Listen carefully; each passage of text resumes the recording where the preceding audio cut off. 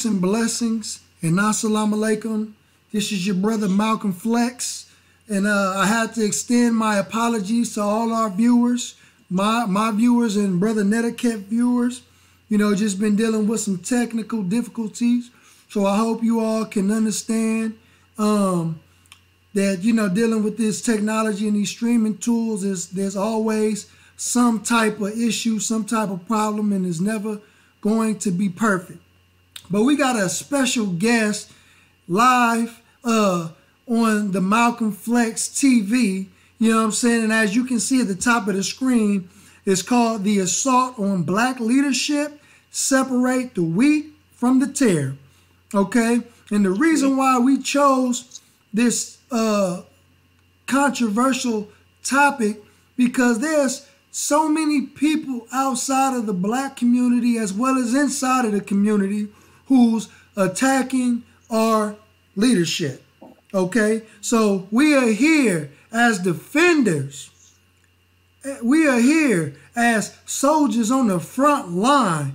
We are here as brothers in arms. You got a brother from the new Black Panther Party with the Nation of Islam standing together in solidarity and here to bring you all a message. A positive message at that, to encourage you all. So first I would like to open in the name of Allah, who appeared to us in the person of Master Fard Muhammad. I also would like to bear witness that the Honorable Elijah Muhammad is his last and greatest messenger, and also like to bear witness that the Honorable Minister Louis Farrakhan is a divine warner, teacher, and servant in our midst. And I would like to greet you, the viewer, and my dear brother, with the greeting words of peace and paradise of Assalamu alaikum. Assalamu alaikum. Alaikum salam. Black power. Hotep, Islam. Shalom to all of our family. You know what I'm saying? Yes, sir. Please do us a favor, dear brother, and introduce yourself to my viewers, and also could you go right into the topic at hand that's titled The Assault of Black Leadership and Separate the Wheat from the Tare? Give us your thoughts and the introduction of yourself, dear brother. I'm Brother Neterket, also known as Jay Dizzle. I have the Neterket YouTube channel, also co-founder of Liberation Minded Media Group, which can be found at liberationmindedmedia.net. To get right into the subject, and of course, we give praise to the Creator, and we also acknowledge our ancestors as well. But to get into the topic, the assault on black leaders is something that is timely, you know, and as you also put, separating the wheat from the tare. But to start with the leadership and why it's important to understand why they're attacking our leadership and those who are in influential positions, and what it really means. You know, it's a way of neutralizing our voices. So as they take away certain figures that used to have a voice away from us, and as they assault any icon, anyone who is especially a worldwide figure, but also has the ability to mobilize, inspire, organize, educate, and reach our people, we have to understand that that is also a direct attack on us as well. So it's important to get our feelings out the way of how we feel about some of these people that's coming under attack, because we have to be on code. It has to be bigger than that. If you notice, when it comes to these Zionists, we know that they are involved in things like traffic or organ trafficking. We know this because it actually hit the news cycle for a split second a few years ago. We know that they're involved in pedophilia. We know that they are involved in all type, and this, it doesn't just go for them, but I'm gonna use them as an example. However, what you don't see is them attacking themselves or them allowing an opening for other people to attack. They come together in solidarity no matter what. They may hash out what they hash out amongst themselves. That's right. But they don't publicly attack their leaders, and they don't allow others to attack their leaders, even if they don't necessarily like them. That's right. If we take that model of nationalism, as we call ourselves Black nationalists and Pan-Africanists, then we have to understand If they're attacking our leadership, they're attacking Mugabe like they did in Zimbabwe. They attack different leaders from our community, whether they're internationally or nationally. They attack the Bill Cosby. They attack the Umar Johnsons, the Minister Louis Farrakhan's. When they make these attacks aren't just for those individuals. That attack is also for those who listen to or influenced by them, and for our people in general. Take careful note of who they attack and who they don't attack. And you'll understand what the reason for the attack really is. They're not attacking those who are exhibiting ratchet behavior and has an influence to influence our children in a death lifestyle called homosexuality. They don't attack those who also contribute to ratchetness by way of the drugs and over-sexualization of our youth and of our people, and that make our women look a certain kind of way.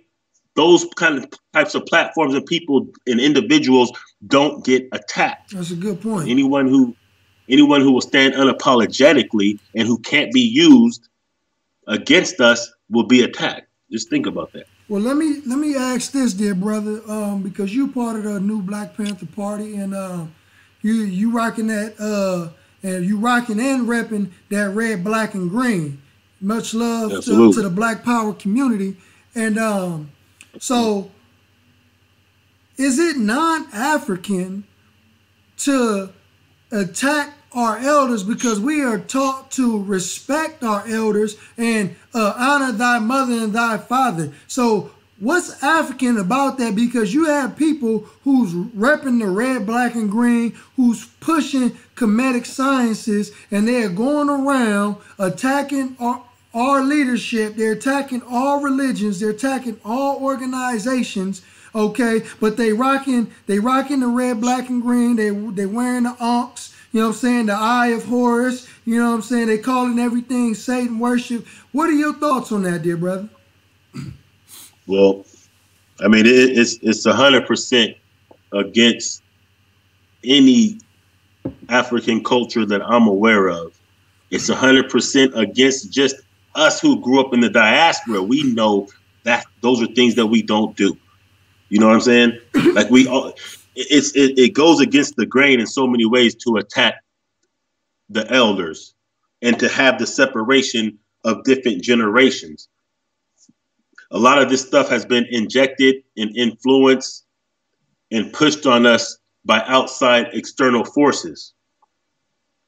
So when you have that type of separation, then we have situations like we have in the Midwest. And I don't want to just throw this on Chicago and the Midwest, but, you know, since that is what a lot of people are familiar with, because that's one of those things that they hit us with in that media, then you have situations like you have in LA. You have situations like you have in every major city where we have interfighting going on, where we have gangs, also known as street organizations. Anytime when we have this type of infighting in our communities, then you see that they took leaders away from us and or elders away from us, or separate the youth from the elders, separated any kind of guidance that we can have, that we can maneuver through these traps, or that our youth can maneuver through these traps. So it's important for us to understand that is anti-nation building, and also learn how we can rebuild and remend those relationships. So yeah, I would say it's definitely anti-African, and anyone who's rocking like that, we have to really examine, are they even mature enough to even have to give our attention to, or are they actually working against our best interest, whether it's purposely or not? It doesn't matter at this point, because the effect is the same. Right. The effect is the same. So wouldn't that kind of be considered a COINTELPRO kind of tactic? Because we know that COINTELPRO, the FBI, they had many informants in the movement. You know what I'm saying? In the Black Power structure, in the Black Panther Party, in the Nation of Islam, among Dr. Martin Luther King Jr. They was among Malcolm X before he was assassinated. So does it send the message to black people that there's possibly informants in our ranks, or could they be a part of a conspiracy and become a patsy and don't even know it? Yes and yes. So, I mean, of course, you would have to expect that any organization that is about Black nationalism, that's about justice, that could be seen as a threat to the fragility and insecurities of white people in the system that we commonly call white supremacy, then of course they're going to try to infiltrate. They use the FBI and other intelligence departments in the past, even joined them with organized crime in the past. Now, here's the cold part about 2018, 2019. See, back in the day, they would have to train and pay agents good money to participate in the disruption of Black nationalism. But now, not only do they just have us mentally, but now because of the atmosphere and because of the tools, you see, the social media is a blessing and a curse. So because of these tools, and because some of our people have given up, and because some of our people are prematurely trying to take the audiences, or prematurely and immaturely judging or speaking on our leadership in ill ways, and because there's an actual reward system in place for this. This is why you see some of these big time YouTube channels that all they do is go against our people and other people without any works. Yeah, this is actually counterintelligence. Right. And some people are participating in this counterintelligence. All you have to do is read the 5 main goals, or maybe the 4 main goals of the counterintel program written in 1967. All you have to do is reflect. You don't have to read a lot of these files to understand what their goals was and what their objective was, and then you just weigh that against some of the people that's operating in the conscious community. Right. So when you have somebody that will tear down a Farrakhan, a Nation of Islam, a Hashim Azinga, the new Black Panther Party, or any type of organizations that are doing work, that have a track record of doing work, when you see people who will attack those and try to make people question their validity, question the necessity of these things, undermine, neutralize, disrupt these organizations and the activities these organizations are involved in, then what you have is somebody operating in the counterintelligence capacity. So at that point, it doesn't matter if they get a check by the government or not. Their actions are actually in line with meeting the goals of counterintelligence, which makes them an agent by default. Right, that's a good point. That's a good point, dear brother. And it seems like, brothers and sisters who are in my generation growing up, we don't know, we have yet to do the research, you know what I mean? So we don't really understand how this informant thing worked with the FBI, because if you consider yourself in a gang, then there are a lot of informants in the gang. But the question is, who do they work for? Are they working for the local police, or are they working for somebody bigger like the FBI, CIA, DEA? You know what I mean? So you made several videos, you know what I'm saying, in defense of our Black leadership, and more specifically the Nation of Islam and Honorable Minister Louis Farrakhan, against individuals like Young Pharaoh and Sarasu Seti. Okay, these individuals, in my opinion, has not only just been critical of the Nation of Islam and the Honorable Minister Louis Farrakhan, but they also have made subtle threats, okay? And when they were confronted with that, they kind of toned it down and said, I just want to keep it scholarly, which we can do, but we see the true intentions that they are trying to turn the masses of the people against the Nation of Islam.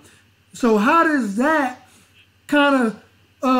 how is that relevant today in the sense of the same thing that happened with Patrice Lumumba, the way the enemy can turn and buy out other Black people to go against other Black people? I mean, it's pretty much right on par. I mean, you see, sometimes the methods or how they do it might change, or maybe the delivery means might change, but the principles are the same. So, you know, when I was speaking about whether you're paid or not, it still makes you an agent. Well, you can use those two people as an example. You can use the Sarah Sutton Seti or Young Pharaoh or a lot of these people in the conscious community as an example. I can't prove if they're getting checks from the government. I won't even charge them with that. But I will have to charge them with the activities of counterintelligence by way of discouraging people from taking heed or joining the NOI, with attacking someone like the Honorable Minister Louis Farrakhan. Because when you're attacking and you're putting doubt in people's minds about people who have about people and organizations that have a proven track record of serving our community. So if you're going to take people away from that and you're going to give them the opportunity to watch you on YouTube or watch your lecture, then you're definitely being detrimental to the nation. Not the nation of Islam. I mean, to the nation of all of us here in the diaspora and across the globe. So, I mean, that in itself is a form of counterintelligence. These are like I say, people have to actually just go ahead and read. Just read them. Read what the goals and objectives of counterintelligence was. It was to stop the rise of a black messiah, neutralize anybody who could mobilize and organize and inspire our people for black nationalistic views. Right, the masses of people. Goals. That's counterintelligence. Right. To undermine the work of an organization or an individual that people are being mobilized and organized and turn their life around for the better. We're going to neutralize that because we don't agree with some little thing. That's that super niggerism that Dr. Amos Wilson spoke about. Right. That's the actual term that he coined, super niggerism, and that's what happened. That's what we saw happen with Elijah. That's what we see happen right now. So people, because they don't agree or understand or like a certain character flaw or whatever about a person, now they throw away everything that person was teaching or doing that's way beyond that. Yet their works don't even compare. Right. Yes, sir. And so let's real quick. Now, there's a situation that happened with our dear brother, Mark Lamont Hill. And the brother was just recently fired from CNN. So a lot of people who may not know the backstory may think, okay, he was just fired because he didn't all the way denounce the minister. Okay, but we're going to kind of bring you up to speed. The brother was fired from CNN because the brother went to the UN and he gave a speech, and it was a Palestinian event, a Palestinian solidarity event, and the brother made the statement to where that Palestinian deserves his freedom. You know what I mean? Palestine should not be occupied. But he really wasn't critical against Israel, but he just showed some support for Palestine, and the brother was fired from CNN, okay? And just recently, probably about a month ago, Don Lemon was on CNN with a white guy named Chris Cuomo, okay? And to kind of give context to the story for all those who don't know what took place, but they were talking about Donald Trump's foreign policies and how Donald Trump wanted to keep out all illegal immigrants and all so-called Muslim terrorists, okay? And Don Lemon made the statement that we shouldn't be worried about illegal immigrants and so-called Muslim terrorists. We should be worried, we should be more terrified of white men terrorists, white men who are terrorizing America doing all of these mass shootings. So the brother said this to a white man on the same platform that Mark Lamont Hill was fired from, and he still has a job today, okay? But the brother mentioned the Zionists, he mentioned the occupation in Israel at the UN in a speech, and he was fired the very next day. So to all you individuals who say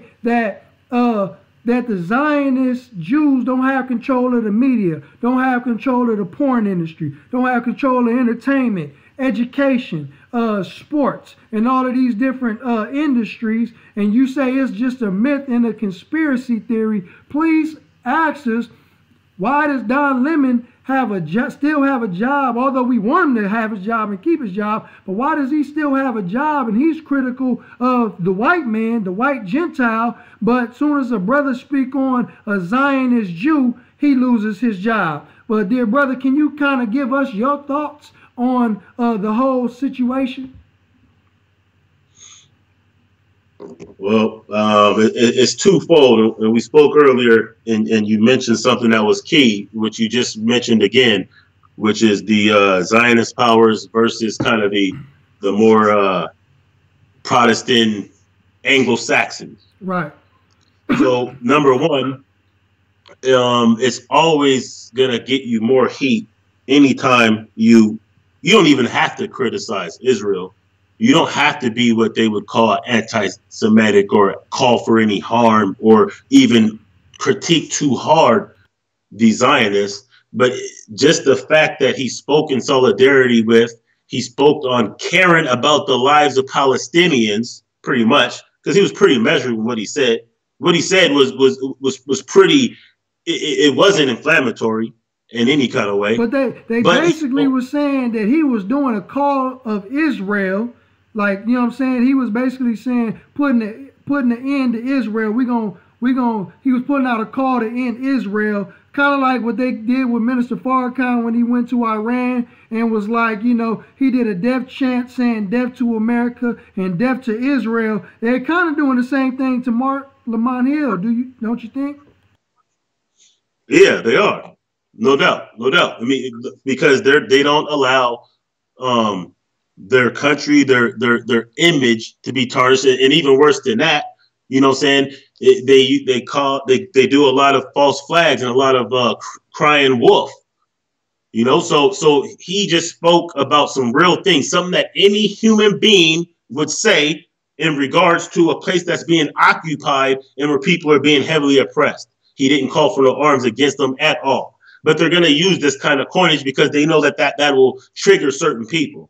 So he's out of CNN. Now, the cold part, the irony of that is last month, he pretty much denounced Farrakhan. He pretty much distanced himself, disassociated himself from Farrakhan when they brought that heat about the not being anti-Semitic, but being anti-termite, not being an anti-Semite, but anti-termite. So a lot of people came against him once again, and he distanced himself from them. I'm talking about Brother Lamont Hill. So after he threw Farrakhan under the bus, instead of getting closer to him, because he understood that Mr. Farrakhan is not an anti-Semite, he knows that. Mark Lamont Hill knows that. However, to save his career or to keep his relationships with his enemies, he threw his father under the bus. He threw the messenger under the bus. He threw a leader that's been doing work for longer than he's been alive under the bus. And what did they turn around and do pretty much the next day, a month later? They're firing him for the same false allegations that they made against the minister. Right. That should be a lesson to our people, right, to let you know that when you're on the fence or when you go against our people and you allow our enemies to use you to go against your own people, just remember that they don't have love for you. And when they're through with you, they're going to throw you under the bus too. And now where are you going to go? Right. And it reminds me of them old school mafia movies, because we know the Jews, you know what I'm saying, the designers, they created the mafia. They created the mob and gangs and stuff like that. Like, you get movies like the Gangs of New York and stuff. And it reminds me of the words of the minister when he said that these are the real gangsters. He said, you little brothers out there with your little pop guns, y'all think y'all gangsters? He said, y'all ain't no real gangsters. He said, these white folks and these Jews is the real gangsters. And what they're doing to black people reminds me of an old school mafia movie like The Godfather or something, where they have somebody in their organization who they want to whack. But so they go to him and they say, hey, look, man, you know what I'm saying? You see this guy over here? He's an enemy of the family.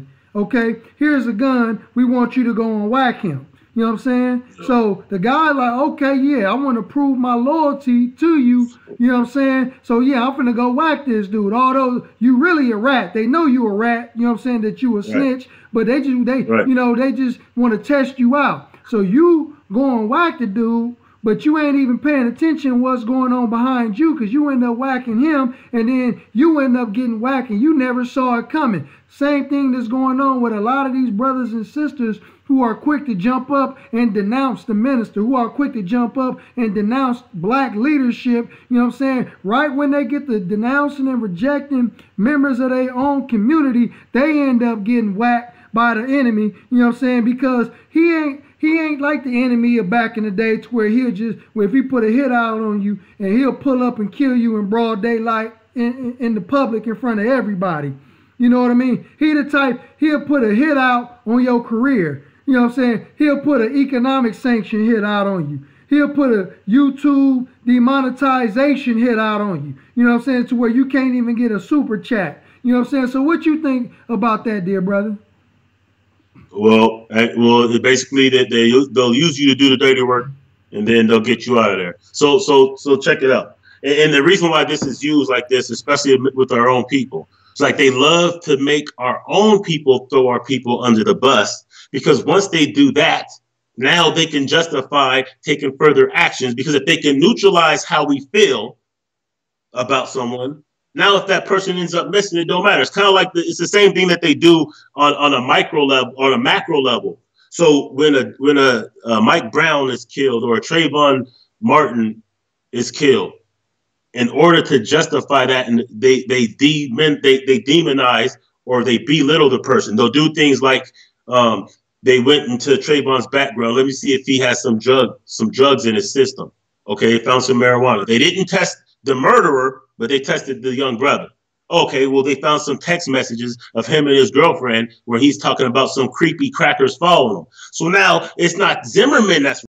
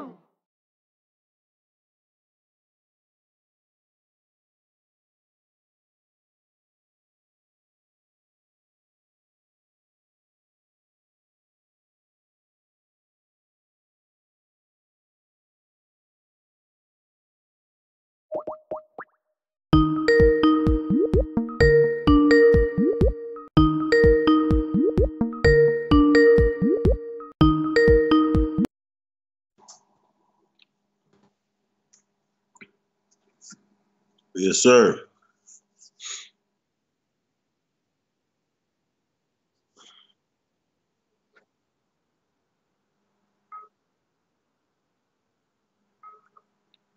I don't know what all this noise right here.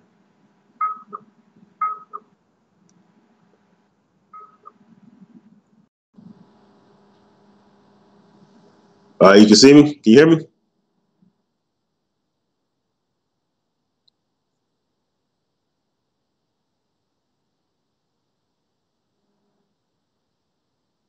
All right.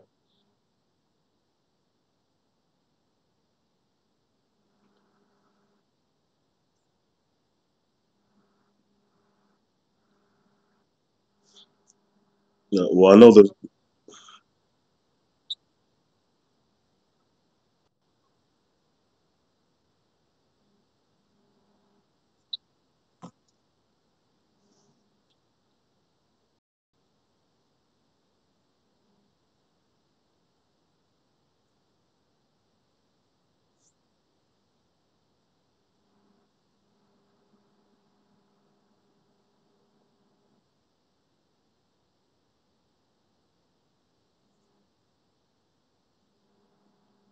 Let's see.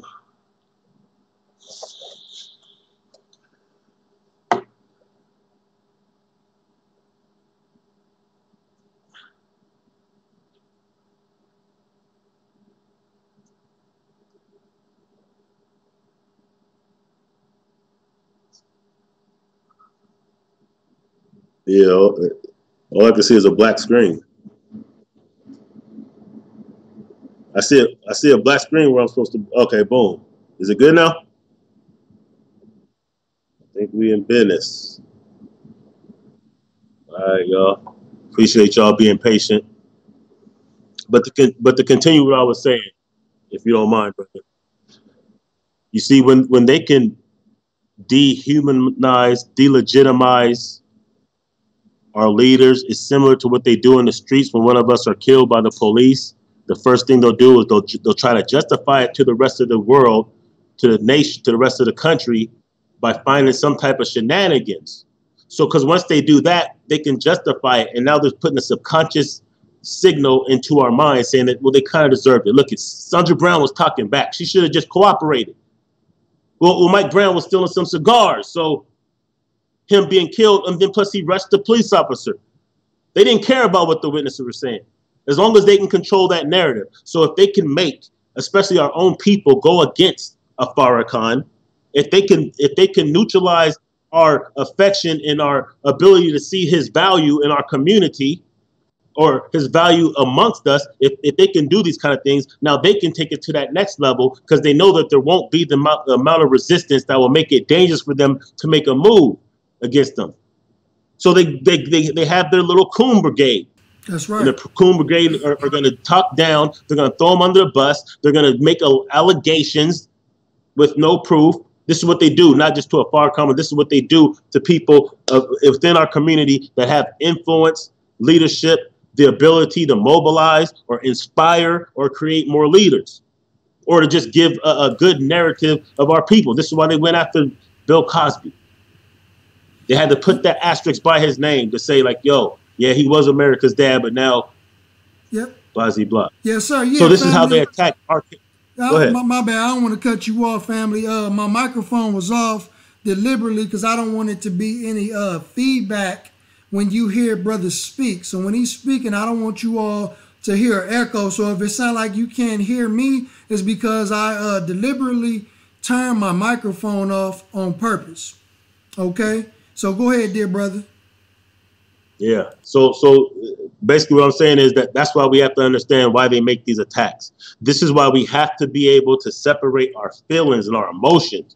I don't care if you're not a Muslim, you don't practice Islam. I don't care what you think about Bill Cosby and what he said about us, that we need to, get our shit together, more or less. I don't care about how you personally feel. Understand that we have to be on code, because when they come after them, they don't give a damn about any of that superficial stuff. So let me ask you this. So why is it important that we unite and we stand together in solidarity, regardless of what group or what we call ourselves, what religion, what denomination, what God we believe in? Why is it so important? Because the Honorable Elijah Muhammad said that our unity is more powerful than an atomic bomb. He said our unity is more powerful than an atomic bomb. So that's explosive. And then, I went to the March 10-10-15 in Washington, D.C., just as else, man. And there was no feeling, brother, that I've ever felt in my life being among 1 million black men, brothers and sisters. You know what I mean? There's no feeling that one can express, the love and peace among our people when we are united, man, and we not fussing and fighting one another. So what's your thoughts? Well, I mean, the reason why it's important, first, let's understand what El Hajj Malik Shabazz said, Malcolm X said. I'm going to paraphrase. But unity is not us agreeing on the same method. It's us agreeing on the same objective. So we can have our different religious beliefs. We can have our different spiritual practices. We can have our different political ideologies, as long as they are in line with Pan-Africanism, Black nationalism. You know what I'm saying? Because why is it important? It's important for the same reason all Europeans don't share the same religion. Right. All Europeans don't share the same ideas or opinions when it comes to sexuality. Right. They're not all conservative. They're not all liberal. They don't all like classical music or country. You know what I'm saying? But what they do understand is for them to exist and to maintain power, that they have to show an amount of unity. You haven't seen any wars, European nations going against each other since World War II. You don't see them throwing their own people and leaders under the bus, except for in the political atmosphere, which is mostly a game anyway. So they understand. We never hear the term pan-European, but that's exactly what they are. Right. Because they might be from Poland, they might be from Ireland, they might be from Italy, they might be from Spain, they might be from Portugal, they might be from France. But you would never know. Right. Because they're going to act in unison. When that boy killed those 9 brothers and sisters at the AME church years ago, right? Do you not know that the white community donated $4.2 million to him? Oh, you talking about Dylan Roof? Yes, that little demon. Right. $4.2 million. Right. That is how much unapologetic support they will have for their own people. And that's how they really feel about us. They show you what they feel about you. You know what I mean? And that's the thing about the enemy. And it's important that you said that, you know, regardless to what, we should be united, because I remember hearing brother student minister Nuri Muhammad, he once said that white folks, you know what I'm saying, they can agree on 10% of their issues and disagree on 90% of their issues, but they can unite just based on the 10%. And he said that black people, we can agree with each other 90% of our issues and disagree with each other 10% of our issues, and we'll fall out with each other just on the 10% that we disagree with one another. So we actually agree with more than we disagree with, and we still can't stand in a united way. What are your thoughts? I mean, all we have to do is unite under the principle of justice and self-autonomy, period, point blank. If you're an Israelite, you want that. If you're a Moor, you want that. Right. If you're a Nation of Islam, you want that. If you're a Black Panther, you want that. If you're a Crip, you want that. If you're conservative, you want that. If you're young, if you're old, if you're male, if you're female, we should want justice and the ability to determine our own self, to determine the future of ourself. If we agree with those things, then there's really nothing else that's bigger than that should divide us. Right. And when it comes to religion, and I don't want to disrespect anyone's religion, but we have to really be honest with ourselves about how powerful our Creator is. If you think that he, she, or it is so superficial that a difference in prayer or a difference in name is really going to be bigger than our people, and that feeling that you told me that you witnessed down in DC 10/10/15, that feeling of God.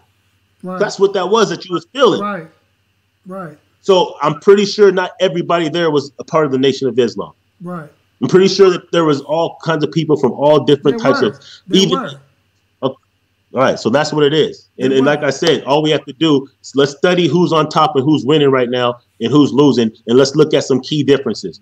Because they're not all Protestants, they're not all Catholic, they're not all Baptist, they're not all whatever they are. Seventh-day Adventists, they're not all Jewish, they're not all whatever, they're not. But they understand a bigger picture of that, and that's their own self-preservation. When we start thinking like that, there'll be no stopping us. The Honorable Minister Louis Farrakhan, he teaches us that whenever brothers, and this, you know, this is real FOI training right here. He said, whenever you have an issue with your brother, you don't try to resolve the issue in the public. You and your brother, right, you go into private and y'all deal with that. You know, one of my captains say, man, look, you got an issue with your brother, if y'all got to walk around a corner and scrap and get them up, that's between y'all, but y'all go handle that. You know what I mean? Right. So what's wrong with this new generation nowadays to where you got people like Young Pharaoh, Seti, Irritated Genie, Hassan Campbell, You know what I'm saying? They're trying to air their own people out in the public forum. Like, how tacky is that? You know what I mean, dear brother? You know, and, you know, I know you come from the old school. You know what I mean? Brothers didn't necessarily, because all this social media stuff is new. You know what I'm saying? Like, when I was growing up, we didn't have social media. You know what I'm saying? We had an issue with somebody, then that was on the personal level. You know what I'm saying? As men, we didn't go around gossiping and doing radio shows talking about the next individual. We went directly to the individual. So why is it important, you know what I'm saying, as brothers, if we see each other, because I had black men tell me, oh, you a Muslim? Oh, no, you ain't my brother. You know, oh, you with the nation? Oh, no, you ain't my brother. You know what I'm saying? What's up with this new mentality, brother, in this generation? Yeah, I've had similar experiences too, you know, in the community with people that were so superficial they didn't want to help with some actual work to serve our communities, their community as well, because of you know, difference of ideology or whatnot. But the biggest problem is we're not seeing ourselves as family. If we see ourselves as family, see, if me and you are brothers, right, and we might be fighting, we might physically have a beef where we have to just do one of those things and go to the backyard and get them up. Right. Me and you. Right. But if somebody who's not in our family comes and gets any of our side, we're both going to unite and whoop his ass. Right. Right. Is that true? Right. Hell yeah. Excuse my language. Okay, then. And then we're probably going to be closer and we're going to smoke about it, drink about it, dap it out, whatever we do. Right. And we probably ain't going to have a problem with each other anymore because we just united against. It doesn't matter if he was coming to get you or me. We both going to react the same. So if we see ourselves like that on a bigger scale, on a national scale, then we wouldn't be so quick to out people just because of disagreements. Right. Now, if somebody is speaking reckless and they're endorsing homosexuality or pedophilia, or they're endorsing things that are 100% against us and detrimental to us as a community, we should still seek to try to take care of that in private. Right. But I understand if we have to let it be known and denounce that person so that they won't have influence on the rest of our people. But when you just, my thing is, we don't do that because the enemy told us to do it. You know what I mean? We do that amongst each other because it's right. You know what I mean? Say like Irritated Genie. He feel like he has a legitimate beef with the minister, him and Hassan Campbell, based on who they feel like the minister has supported in the past. Okay? But why do that in the public forum? You know what I'm saying? Why not do it privately? You know what I'm saying? So the enemy can't use our words against, because one of my ministers, Minister Tony Muhammad, told us that. He said the enemy ain't worried about a physical war. He said he's worried about a war of perception. He wants to control the minds and the hearts of the people. So I can't stand next to an individual on the battlefield, and not only I got to worry about the enemy, but I got to worry about you too. Mm-hmm. You know what I mean? So, you know, indeed. Because me personally, dear brother, not to toot my own horn, but I've been in those situations to where it's us between the real enemy. You know what I'm saying? I done been in them situations, and I know firsthand that my first mind is not thinking, oh yeah, you a Muslim, I'm not standing next to you, or you a Christian, you a this, you a Crip, you a blood. Like, nah, my focus is on the enemy. You know what I'm saying? But I mean, so I'm looking at the political stuff. I'm looking at the whole realm of this stuff with the same perspective. I'm looking at him first. Our focus is on the real enemy. You know what I'm saying? We ain't focused on each other. We shouldn't be, because the lessons teaches us. It says that there's a big field that awaits the wide awake man. So if I consider myself wide awake and you consider yourself wide awake, then why are you focused on me? And there's a big field in front of you. You know what I'm saying? Because we supposed to be servants of our people. You know what I'm saying? We supposed to be serving our people at all times. You know, you're not supposed to serve me. I'm already wide awake. So I got the knowledge that you got. We both got knowledge of self. Hey, we need to go teach somebody else who don't know self. You know what I mean? And to me, it just seemed like not only we dealing with ignorance, but the Honorable Minister Louis Farrakhan said that we need to put our petty differences to the side. We have a lot of petty differences, man. A lot of petty differences. That's a cancer that's eating. It's eating at the foundation of what we call a black community, or what we call a conscious community. You know what I mean? Just the pettiness, dear brother. How can we get past and beyond the level of being petty and to becoming gods once again? I mean, well, first of all, we can't have jealousy, envy, or feel like we are in competition with each other. Right. Because that's going to breed those kind of thoughts. That's going to breed the ability to attack people for petty things. But if we looked at it like this, though, if we looked at it like, let's say we had our own nation, government, nation state, boom. Would that make a difference? Would these petty things make a difference then if we were governing ourselves, if we had the ability to feed, clothe, shelter, and meet all the needs of ourselves and our own community or our own nation? If it wouldn't matter if we were living like that, then it shouldn't matter because we're trying to get that. Right. So petty differences between who you want to serve, like God is a personal relationship. Your relationship with the universe is personal. So I don't have to be proselytizing your way, and I wouldn't proselytize you in my way, and I wouldn't judge you or not be able to work with you because of that. Because we're going to judge by the fruits. That's right. What we all, let's judge by the fruits. What is their work producing? What are they doing? What's their morals like?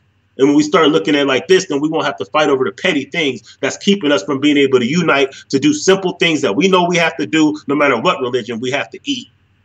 No matter what religion, we have education and institutions that need to be built in our communities and maintained in our communities. No matter what religion, we have to be able to be safe from ourselves, safe from the police, safe from any kind of outsiders. We have to be able to be safe regardless. That's right. So those are things that we should be able to unite on. But what I noticed in the streets, as you was indicating that, you know, when you've been in some real situations, the last thing you were thinking about is who this person voting for or praying to, right? Because you've seen the enemy right in front of you. Right. Well, I mean, it's just like that. So and I've noticed that too. So I know when we talk about online, it's a little bit overhyped because a lot of that rah-rah and a lot of people like that. And I don't mind a good debate either. But I understand that people who actually do the work, they can see past that. So for those who are just really pretty much still getting their toes wet in this consciousness and watching some of these things, just understand this.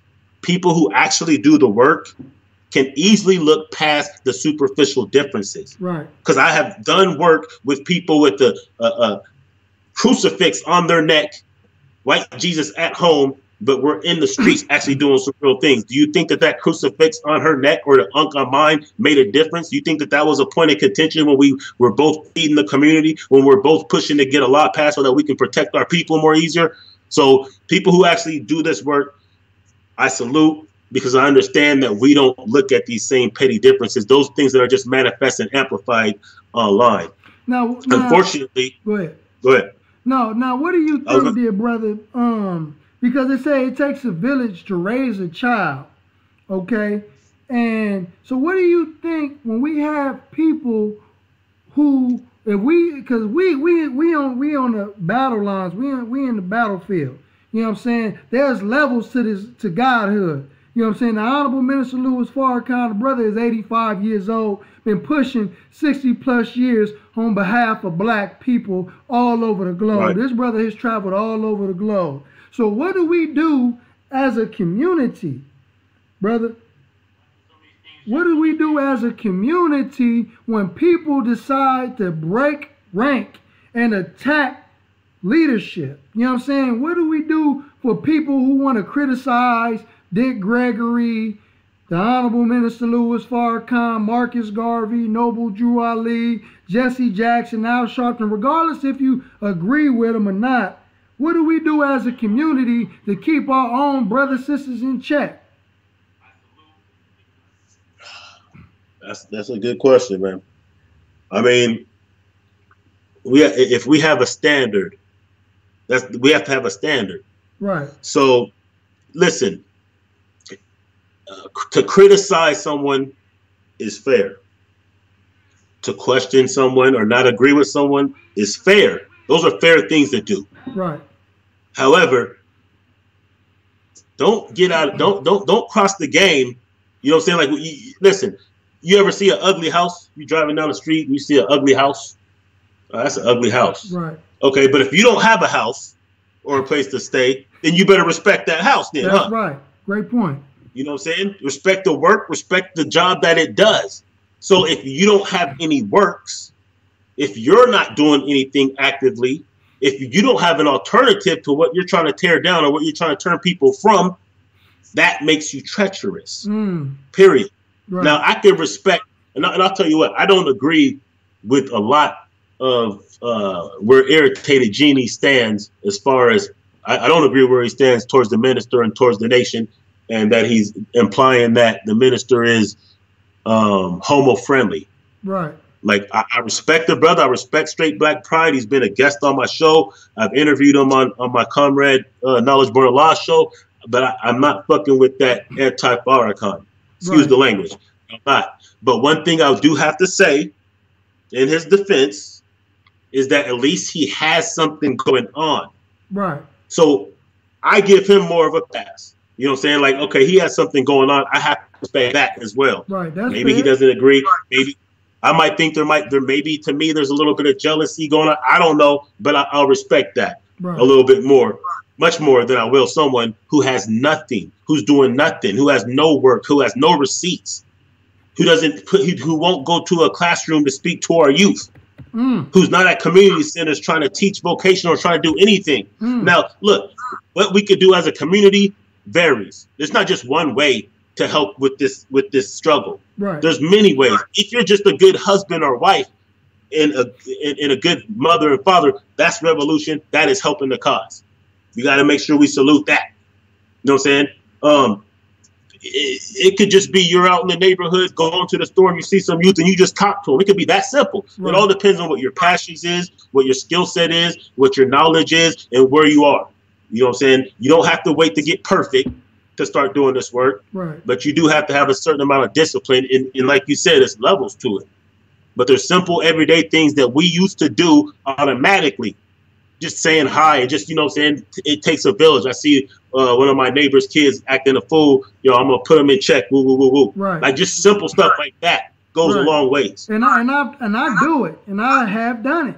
You know, I've seen youngsters, it's not even my children. I even worked at high school before with children. And they be like, you know, brother Alfonso, don't play. You know what I'm saying? I don't play when it comes to the youth. I don't play when it comes to children. You know what I mean? I'm very I'm an adult. You know what I'm saying? I'm not your friend. You know what I'm saying? First of all, you know, but my thing is we are living in a generation, dear brother, in my opinion, to where you have people that make these kind of statements. They say, oh yeah, I ain't the leader. Don't follow me. I ain't the leader. You know what I'm saying? I'm not somebody to look up to. But you have thousands of followers. You have thousands of subscribers. Okay? My thing is this.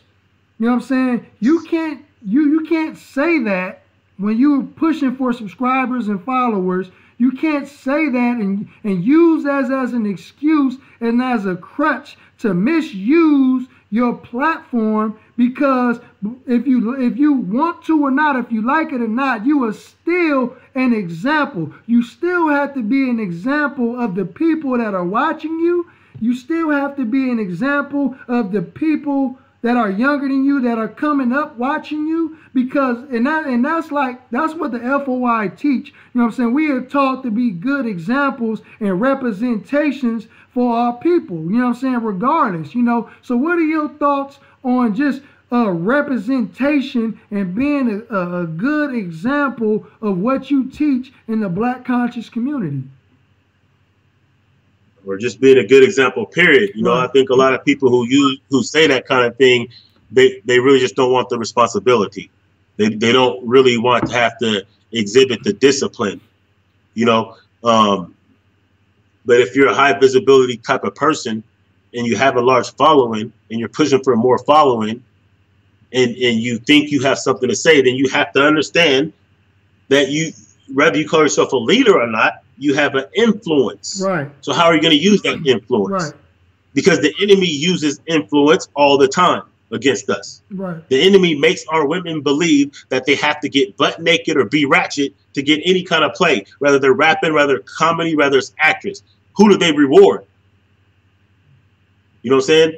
So we have to understand that they're making examples. They're creating our leaders and our examples for us when we let them, because they're going to put things out there to represent us. That's going to be good for their agenda, which is to push a product, to push an agenda, to neutralize our people from doing things that need to be done, or from claiming the power that's ours. Right. So because we know that that's going on, you should feel obligated. You should feel obligated. If you feel that you're part of your people and you're one of your people, you should feel obligated, especially if you have a high level of influence, whether you want it to be there or not. You should feel obligated, right, to be a good example and try to teach people, or at least try to show an upstanding person. Because the kids are watching, the youth is watching, other people are watching, our enemies are watching, right. Potential allies are watching. We're supposed to be trying to build a nation. To build that nation, it starts at home, it's community, neighborhood, and it builds up to nationhood. So at the situation that we're in right now, I'm sorry, everybody has to get involved in some kind of way. We don't have to all do the same thing. I think Nuri Muhammad said it's not being uniform is not the same as being united. So we don't have to dress the same. We don't have to pray the same. We don't have to do all that.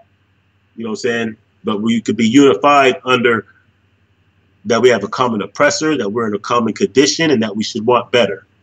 You know what I'm saying? That should be the unifying factor right there. Right. Yeah. So why is it so easy for people to just lie on our leadership? That's coming from within our community. Why is it so easy for these brothers to lie, and why is it important that we vet their sources? Man, you know, it's important because for the same reason why no one else allows that. No other people allow their people to be denounced and falsely accused of things. But like I said, with this counterintelligence, it used to be external, now it's internal. Now it's our own people just operating off of that because of hatred of ourselves or jealousy, or they want to knock that person's position. But so, yeah, there has to be people that will defend these principles and that will defend the honorable people in our community, because it's not just one thing that the enemy is trying to knock them down, but he's getting assistance from our own people. So we should be able to identify those. Look, if this person is operating, if this black man or woman is operating the same capacity of a skinhead or of a white nationalist or of a racist cracker or a devil, right, then they're all one and the same, and we have to treat them equally. If we can't reach them at this point, listen, I don't have time to be trying to flip people to become conscious. We don't got time for that no more. If you get it, then you know how you're supposed to move. Right. If you're trying to get it, I can work with you. But if you're still just dead and not even trying to get it, I ain't got time for that right now, because it's too serious right now. So yeah, we have to, like in any revolution. And when I speak of revolution, I speak of complete and constructive change, more so than blood and violence. But any revolution, you have to neutralize those within first. You have to separate from those within your community first. So Haiti didn't go to war or start the revolution without first getting rid of those who they knew was going to be detrimental, right, or at least separating from them. So in that same spirit, I'm not advocating violence, but I'm saying we do have to separate from those and let it be known who they are, so that they won't have the ability to galvanize people who don't know better. Right. So that's why we have to. We have to. And unfortunately, you know, that task becomes difficult sometimes, because brothers like Malcolm Flex, who, when you look through the channel, the information is powerful. However, the reach isn't where it should be. Our people need to start learning how to support. Go ahead. Speak on that. The people have to learn how to support and get this kind of information out. And I'm going to tell you a few reasons why. Because I know a lot of our people, especially, they start waking up, they start seeing things, they start getting knowledge of self. They start understanding how this world is operating, what needs to be done. But when you go to work and you're at the water cooler, it may be difficult to have this conversation with your brother if they don't understand anything you're talking about because they haven't been exposed to any of it. Right. You might be at a family reunion, a picnic. You might be on the bus. You might be at a grocery store. And, you know, when you're talking to somebody, you start saying some real stuff that they're not hip to. They'll look at you like you're weird. And that could actually be dangerous, kind of like the Matrix. Right. You got these sentinels trying to get you because they know that you're Neo. So in order to neutralize that, we have to be able to get that information out. Because when CNN drops a broadcast, 20 million of our people are seeing it. And when some of these haters in this social media are dropping things, and you're talking about F the black woman, F the black man, F this leader, F the NOI, F the new Black Panther Party, F these real people that's putting in work, their reach is higher. Because the algorithms are actually set in place to assist those that go against the grain. Some of y'all understand this because you've been banned from Facebook just for saying some real stuff, nothing inflammatory. You've been flagged at the YouTube. So there is an actual algorithm in place.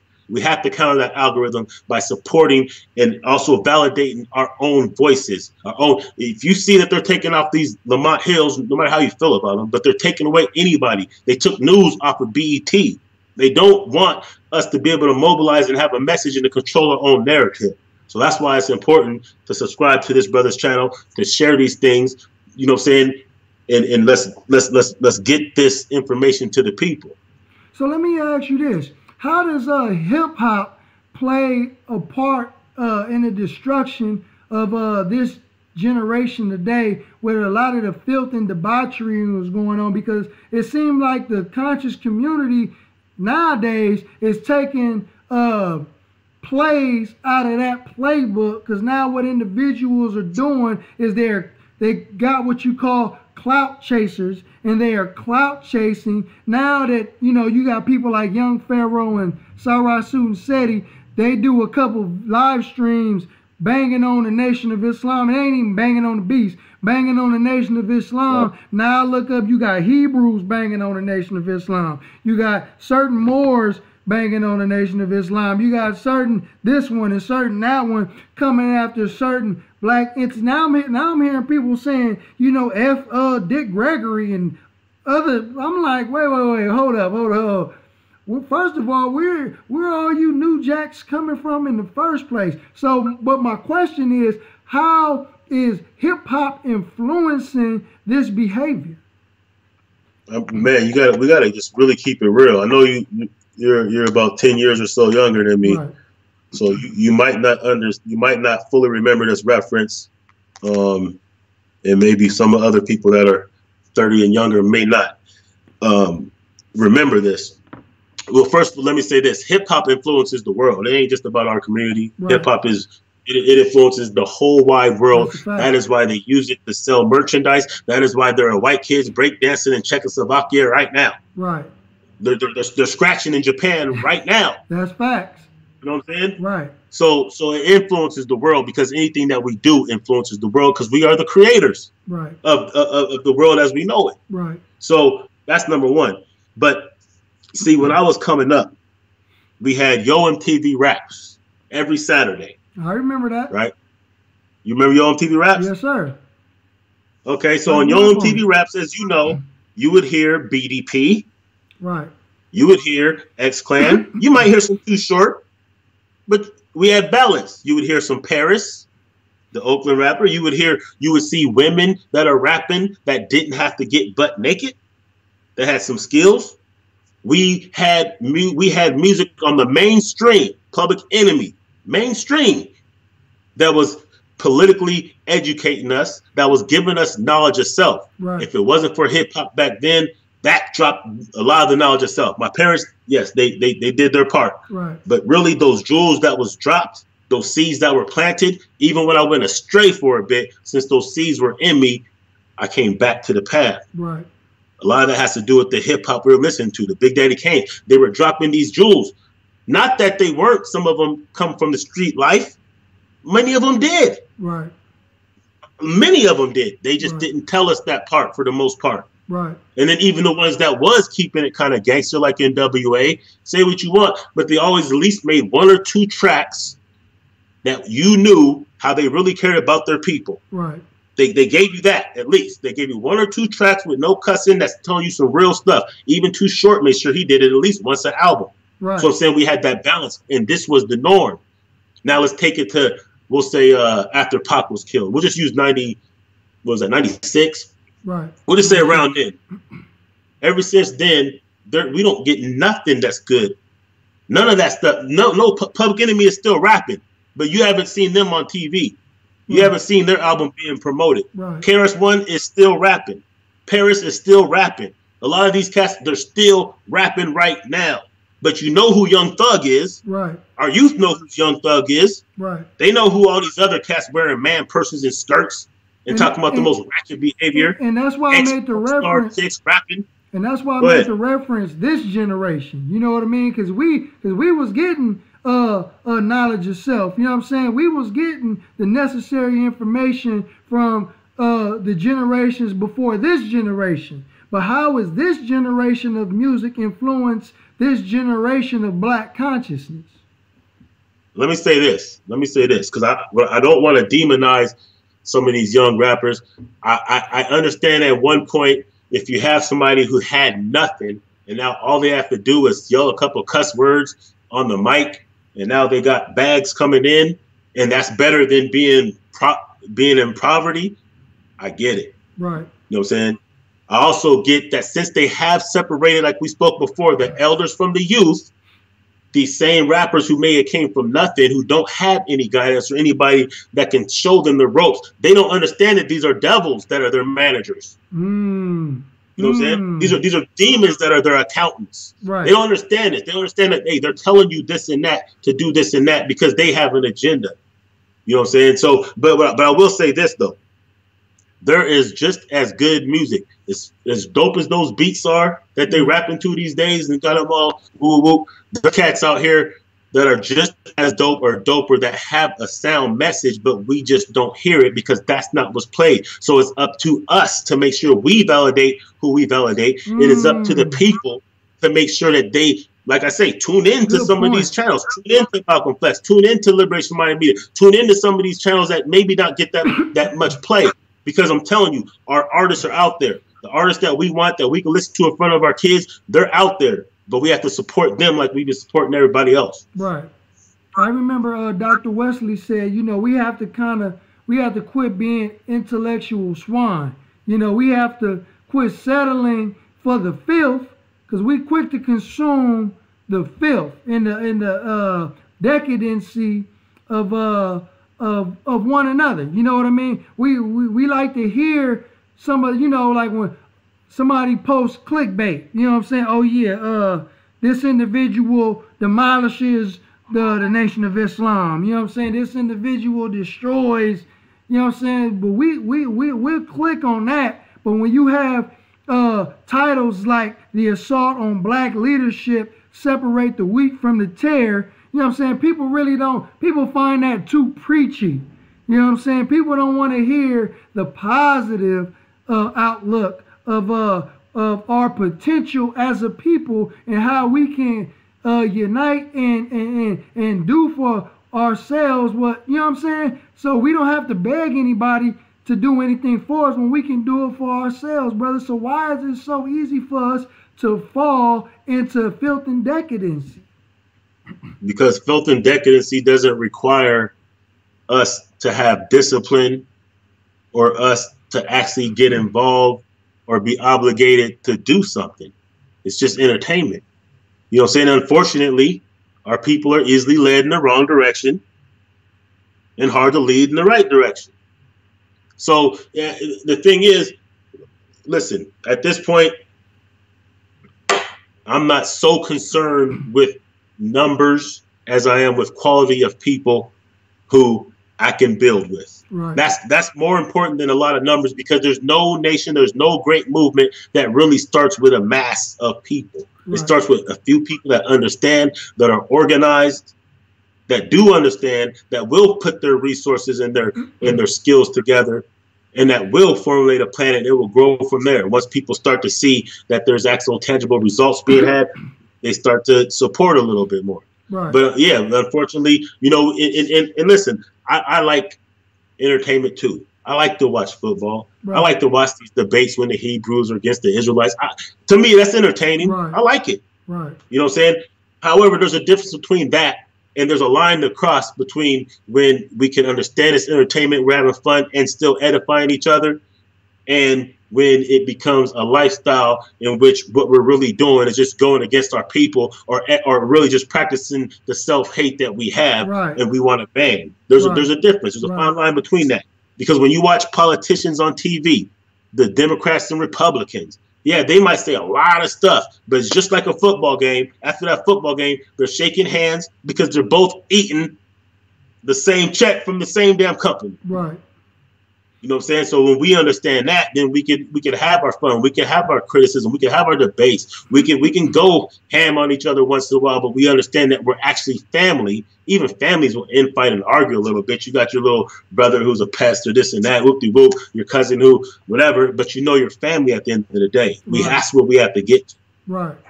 And you made a good point earlier when you said, you know, if we was getting ready to, you know, get into a situation, but somebody outside of the family try to come in and attack one of us, then, you know, we both gonna cover down and get on the enemy's head. You know what I'm saying? Can you kind of bring some more clarity to that? Because I think that was very profound when you said that. A lot of people don't understand that principle. You know what I'm saying? That's just basically that's family business, or as we would say, being on code. So that means, okay, maybe I don't like Dr. Umar. I'm not so sure about him. Okay, within our communities, we can have these conversations. Right. But now when we see that our enemies are attacking him, that's where we should both, no matter how we feel, come to that defense. Because if we don't protect the integrity of those who are considered public figures, who are actually doing things, whether you agree it or not, who are actually doing things, and if we allow them to be attacked and brought down, the rest of us is just food. So once we have that family mentality, that nation mentality, then we won't allow people to attack. Listen, you could be mad at your moms and be like, I don't like her, forget her. But somebody else say that, you're fighting. Right. You know what I'm saying? Right. So that's the mentality we have to have. Like, yo, we have our own, we're a family, so we can fight once in a while. We could disagree, but we ain't going to air that out unnecessarily. And we're definitely not going to allow you to attack them just because I'm mad at them. Right. We're a family. When we look at it like that, then we won't allow these kind of things. It's a very simple way to look at it. Right. Yes, sir. Beautiful answer, dear brother. And I know we are on my platform, but feel free to ask me any questions as well, dear brother, because on my platform, you at home. You know what I'm saying? And I want any of my guests who come on my platform to feel like they're at home. So, dear family, if you have any questions before we do in this live stream that I can answer. First of all, I know you didn't prepare, but it's cool though. You know what I'm saying? I mean, it is what it is. No, I do. As a matter of fact, I do though. But first, I want to make sure that I thank you. You know, show my appreciation for you having me on the platform, and I would definitely love to have you on my platform as well. I dig your spirit and where you're coming from, and I've seen from the videos you put out, and I know from the organization you belong with that you have a discipline and a love for your people. So that resonates. You know, you're from LA. Yes, sir. Born and raised. So what I want to say is this, because a lot of us come from different places in life that may have been challenging, or that, you know, it is what it is. How did you get into the Nation of Islam? What kind of things do you think you avoided by going to that path? Like, is there, cause people need to know that there's hope, and that our environment don't have to shape us, and that everybody from all walks of life of our people, whether you're from the suburbs or the nitty gritty, we have something that we can contribute to this mission. So, yes, sir. What's up? Thank you, dear brother. What's up? Yes, sir. Your brother Malcolm Flex. You you know, I was born, my name was Alfonso Foster. You know, when I was 4 years old, my mother, she was murdered in the streets of South Central Los Angeles, where I was born and raised, okay? She was born by, you know, a dude, he was a gang member out here in Los Angeles. And I was 4 years old. My younger sister, she was 3 years old. So her mother, our grandmother, was the one who raised us. My father was in and out of prison, you know, probably around the time, maybe like around 2000 to 2002, the brother got out and hasn't been back since. You know what I mean? The brother got into some trouble and learned his lesson. But because, you know, my mother, she was murdered by a former boyfriend who was part of one of these gangs out here in LA, that was the kind of the determining factor for me to not join on to a gang, because I felt that if men had the would kill a woman, you know what I'm saying, would kill children, you know what I'm saying, that's something that I don't want to be a part of. If men couldn't stand on their own 2 feet, you know what I'm saying, as men, and didn't need a big old group of cats to jump on one person, you know what I'm saying, that's just something that I could not be a part of, you know, and that's something that I always avoided. So I disassociated myself from that lifestyle, although I was affiliated with members of different gang organizations, different street organizations, but I wouldn't join on with them. I would ride solo, or I would ride with other non-affiliate brothers and sisters like myself. And so how I joined the Nation of Islam was I actually did time myself. I did 7 years for, you know, for some bad stuff that I, you know, wish not to speak of at on this live stream at the moment. But I've done some time myself. And when I was in Arizona, I met a brother, a Mexican brother by the name of Juan Muhammad, okay? This was like around 2012. January 2012, I just went cold turkey. I stopped drinking. I stopped smoking. I just let everything go. You know, I just went cold turkey. And, you know, before I met Juan, I met another brother named Clifford. And Brother Clifford was taking me to a Universalist Unitarian meeting, to where we was learning about different religions. So I was learning about many different religions. He invited me to a public speaking class where I learned how to, you know, be a public speaker and speak in front of large crowds. And so my mind was opening to more and more information. So by the time I met Brother Juan Muhammad, you know, he just asked me one question. He said, "Dear brother, did you know that the black man is God?" And I looked back at this Mexican dude. I said, I'm like, what the hell are you talking about? Like, ain't you Mexican? He like, yeah, you know, he's like, the Mexican is God too, but the black man is the supreme God. I'm like, what? Like, he messed my whole head up with that. I'm like, man, this Mexican dude just said the black man is God. I said, man, where you get that from? He said, you read the Bible, don't you? I said, yes, sir. He was like, well, Jesus said it in the Bible. I'm like, what? So it's a whole part of the Bible that I never even knew existed. I'm like, man, you got to show me this. And he showed me where, you know, Jesus said, you know, ye are all gods and stuff. And I'm like, whoa. Yeah, Psalms. Yeah. Right. Yes, sir. So I'm like, look, man, I'm studying with you from now on. So since the day I had met that brother, every day I was studying with that brother. I moved in the cell with him. All we did was study every day. You know what I'm saying? Maybe probably at the end of the day, we'll watch a little TV. But from the time we woke up, from the time we went to bed, dear brother, we would study. And I would keep that brother up all night. You know what I'm saying? Asking this brother questions about the teachings of the Most Honorable Elijah Muhammad, to where it was so much in me, to the point where we was raising up brothers everywhere we went. You know, so about time I was getting ready to come home, the brother was like, look, brother, there's a mosque out there in Los Angeles. Once you get out, check in. You know, so I had the teachings, but I didn't have the FOI training. I didn't have the Fruit of Islam etiquette. You know what I'm saying? I didn't have the discipline. So by the time I got home and I first stepped foot in the mosque, that's where my official Fruit of Islam training. That's when I got my official Fruit of Islam training. That's beautiful. So that man, that's powerful right there. You know, saying salute to Juan Muhammad. Man. Yes, sir. That reaching our brother. Rose me up, a Mexican brother. Yeah, man, and that's a whole different topic we need to get into as well another day. But I did want to say this something else though, because you see what listening to you did is confirmed something that I've been saying in for a long time, and that is that just to be, we won't even use the word righteous. We'll just say just to be good individuals, to be godly, does not mean to be weak. You still have to be a strong. We can't conquer the devil with weakness, right?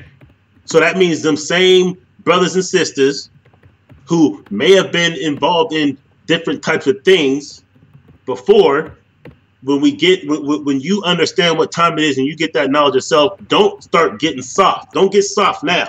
Right. Because we have devils that we have to fight. We have a people whose mind we have to capture and conquer. We have young ones who we have to be accountable to and for. So that's just a good example that, look, man, we don't need you being weak and soft and sissified in the name of righteousness, in the name of black nationalism, in the name of doing the work of God. Right. We have to be just as hardcore, but for the right reason, right, as these devils that we're going to have to fight. So somebody asked a question in the chat room, dear brother. This question comes from Victory the Great. And I told them that we will respond to their question. They asked, why is black leadership working with the rich Jews? So before I respond, I'll give you the floor first, dear brother. Okay. Why is black leadership working with the rich Jews? I wouldn't consider that black leadership.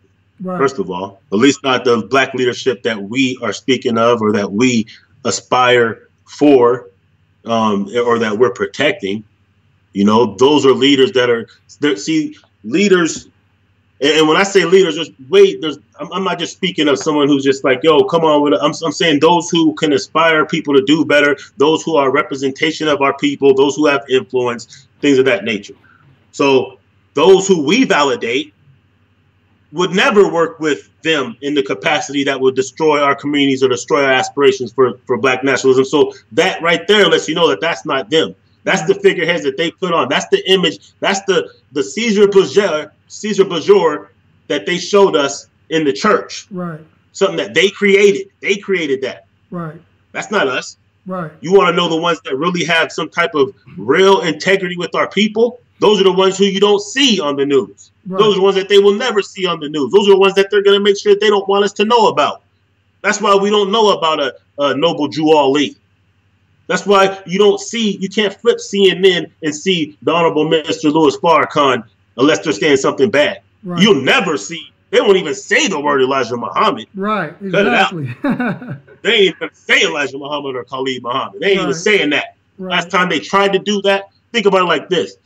Malcolm X, 8th grade, dropout, whatever, debated law professors and murked them. Okay, We're done with that. Fast forward, it's 30 years. Let's try it again. Here's Khalid Muhammad. You know, he bald-headed dude, crazy dude, talks a lot of trash. Yeah. Let's have him on Donahue. Or let's have him debate this person, that person. Killed him. Right. Every single one. Killed him flawlessly. Right. Okay, we can't hear. You ain't hearing from that. I seen Farrakhan Farrakhan gave a speech at the UN. Right. During the same time when they were invading Libya. 2 hours of straight fire. I mean, I just watched it recently too. Man, so now when I'm watching this, I'm like, damn, they're gonna try to rip this. They're gonna try to rip this brother, man. They're about to go hard on him on the news. They didn't cover not 1 second of that interview. that press conference, right? Because they understand to cover it would only shed light and lead people to want to see what he was talking about, right? So they'll just shut that off. Right. So if you really want to know those who are doing that work, that have the integrity, I'm not saying that there's no big figure. I'm not saying that there's not any people that are of high influence, that are high visibility, that are good for our people. But I'm saying like the ones that I'm saying that if they're doing that, then they ain't for our people. Right. If they're working with our enemies and not trying to hold them accountable, or not trying to do something to make them pay our reparations or do what needs to be done for the rebuilding of our people, they ain't our leaders, man. Our leaders are the ones that unfortunately, you ain't gonna really see them on the main screen. Bismillah ar-Rahman ar-Rahim. I would just ask Allah just to guide my words wisely and to be able to answer this question, okay? Because one thing that we got to understand as black people is that we must choose our words wisely. And if we're going to speak, we got to speak straight words. We got to identify who's who. We have to be careful. We have to be careful of bunching certain leaders in the basket with all the black leaders. Okay? We got to be specific on who we are talking about. Okay? Because yes, there may be some who are working with the Jews. But name them.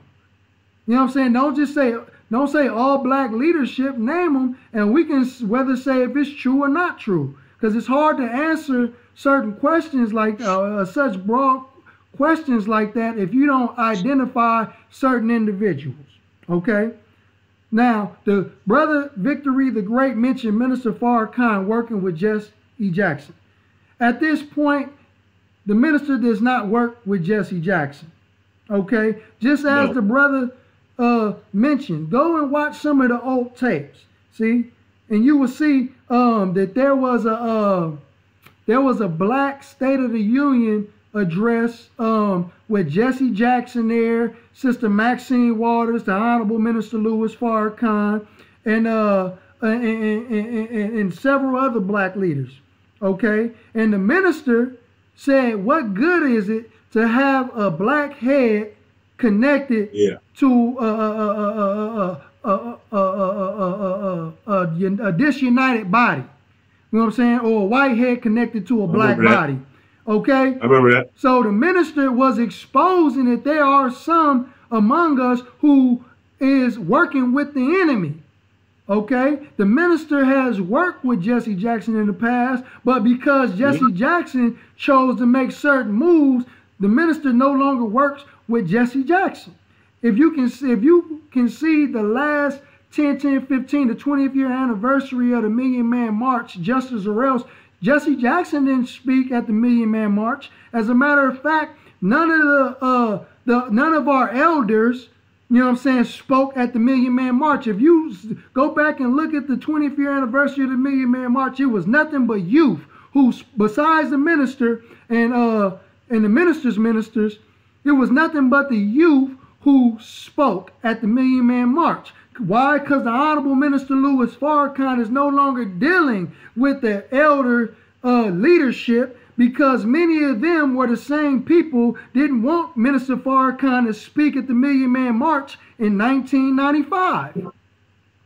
Okay? Many of them, when the heat came on the minister, many of them turned heels. Many of them turned their back on the Honorable Minister Louis Farrakhan. You know what I mean? Many of them, not all of them, but many of them. Let me say this too. Like what we have to also understand is that there are certain times where even if you don't 100% agree or back something, there are certain times where strategic alliances are made. So Jesse Jackson wasn't always, I don't want to say a sucker, but you know, he wasn't always on the wrong side of conscious black people.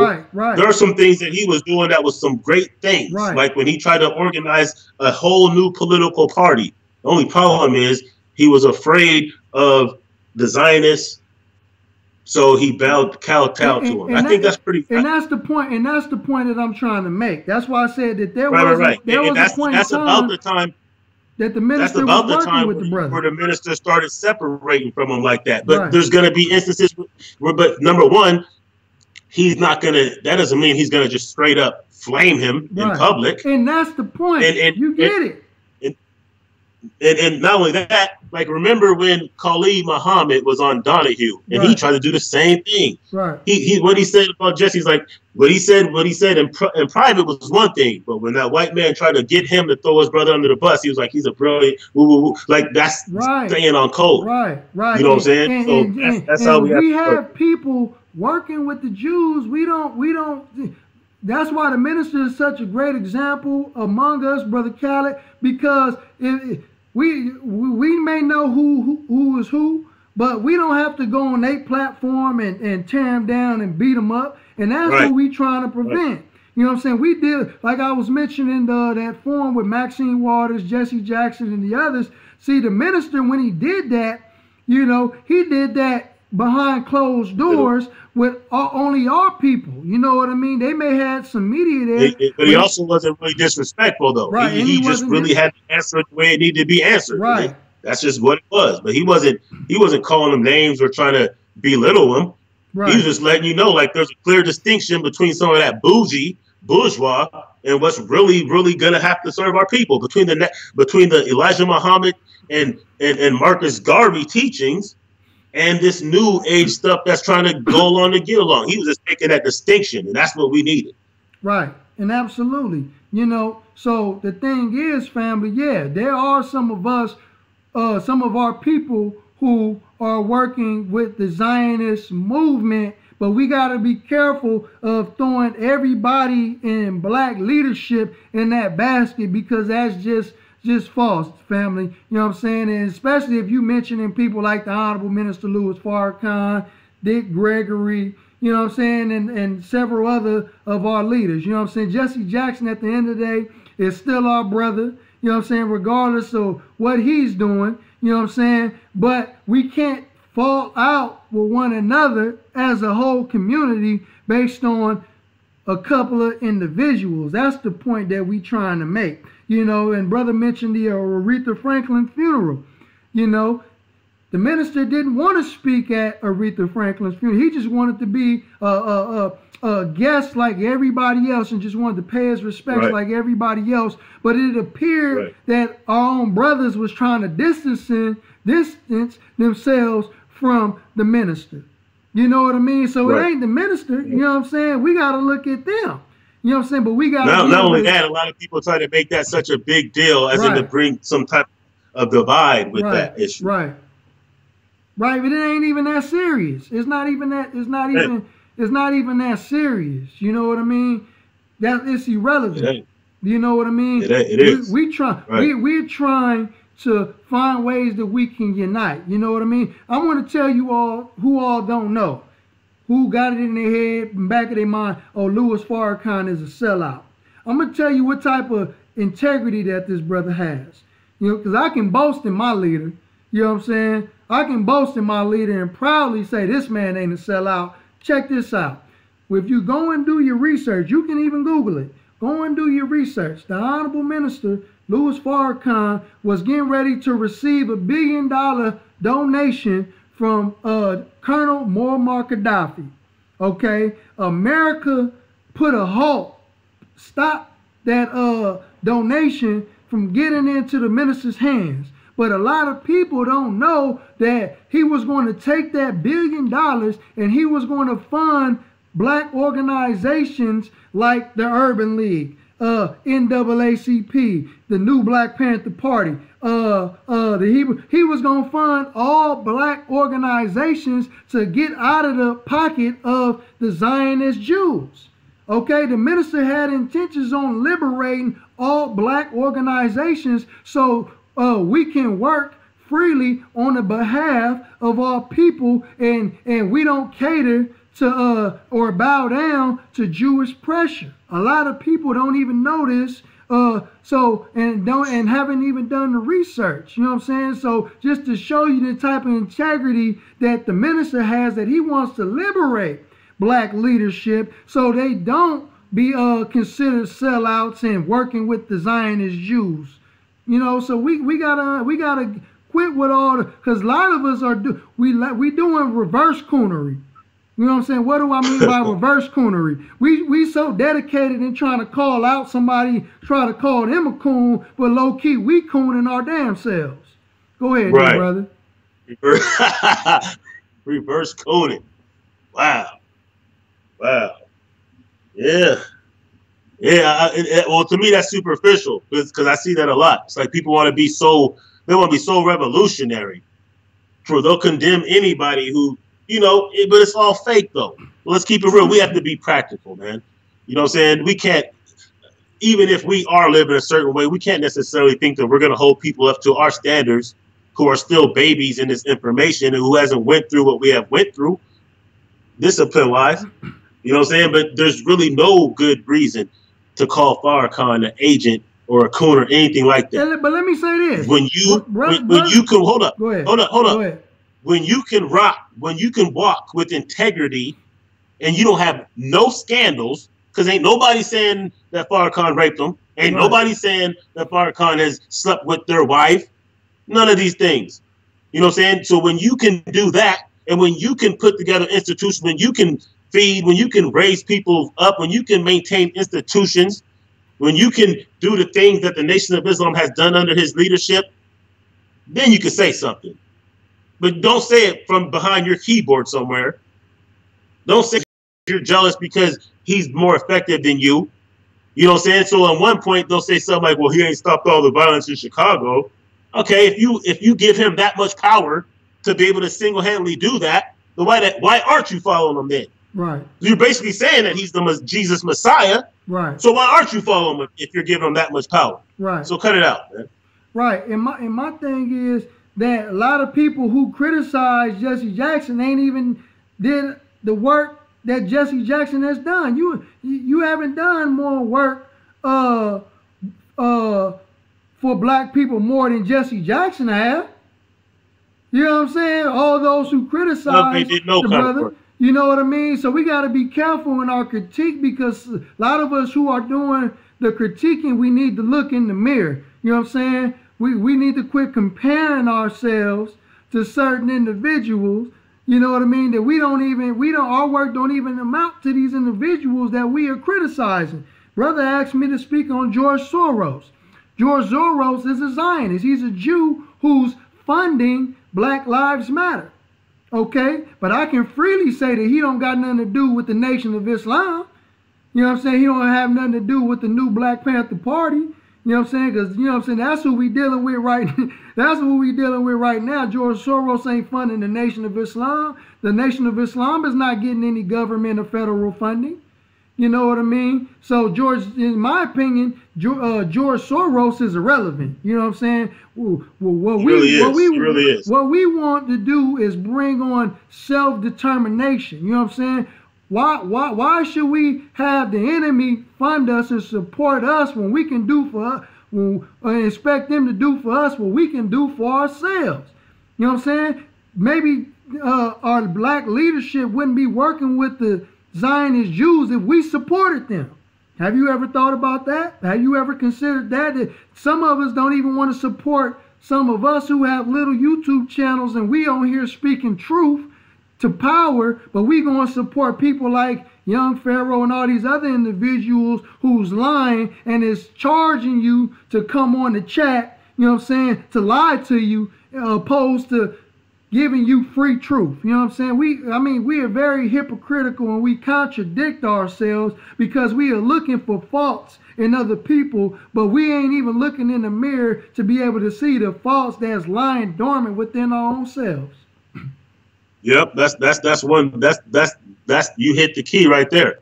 But not only that, like, listen, man, we have to quit looking for reasons why we shouldn't support something. So like, oh yeah, George Soros, he funded Black Lives Matter. Okay, that's fine. Whatever. Is that your reason why you're not being involved though? Like, are we looking for the perfect revolution to get into? Because it's not going to be perfect. You're going to have to put in some work. You're going to have challenging days, just like when you go to work for that white man every day. It ain't good days at work every single day. So yeah, look, man, it's not going to be perfect. Get in where you fit in. You know what I'm saying? Don't quit looking for reasons not to get involved. People are using their religion as a reason not to get involved because we're just going to wait for some Messiah Christ figure to float from the sky. Whoop-de-whoop. Listen, man, get involved. Quit making excuses not to get involved. You don't have to jump in too deep. Just do something simple. If you know, if I'm speaking to you and you're hearing me right now, you know inside of your soul if you are compelled to do something because you know too much to stay stagnant while you see the situation. So you don't have to join an organization overnight if you ain't ready. But damn it, you can hit the share button. You can hit the like button. You can make sure that other people can see this. You can do things that in your own capacity that you're ready and willing to do in your community, in your household, on social media. There's something you can do that your passion and your skill set will allow you to do as you get your weight up. So just do what you can do. Everybody don't have to do the same thing. Everybody don't have to take it to the same capacity as the next person. I can't do what Farrakhan can do, but I'm going to do what I can do. And I'm not going to be jealous because he's blessed to do what he's doing. Because I understand what he went through to do that. He's been doing that work longer than I've been alive. Right. So we should understand these kind of things. We don't have to have jealousy. It's not a competition with each other. Yes, sir. And I also like to say, and that's why it is important to bring receipts. You know what I'm saying? Bring the facts, because in the Holy Quran, it teaches us that most suspicion is sin. Most suspicion is sin. You know what I mean? So we can't come on here accusing people, you know what I'm saying, of crimes that they did not commit. I'm sorry. You know what I'm saying? I like to deal with facts. I like to deal with the truth. You know what I mean? I need to see undisputed evidence of what's going on for me to make a proper assessment, because I don't see who's right and who's checked. You know what I'm saying? So if y'all seeing something that I'm not seeing, then please show me and point it out to me exactly what you're saying, because it ain't nothing to throw a lie on somebody and try to pass it off as truth, because an organized lie can beat out an unorganized truth any day. You know what I'm saying? And that's why me and Brother Neterket is on here, and we are doing this bill right now to kind of bring this to black people's attention, that we got to end this assault on black leadership. We got to end the assault on black leadership. We don't give a damn who it is. You know what I'm saying? We need to hash whatever problems that we have with one another. We should hash it out behind closed doors. And I also like to say, Brother Taurus and Brother King Zakari, I made you two brothers moderators on my channel, dear brothers. So Brother Victory the Great, he's cool. You know what I'm saying? We appreciate the dialogue. The brother has some questions and concerns.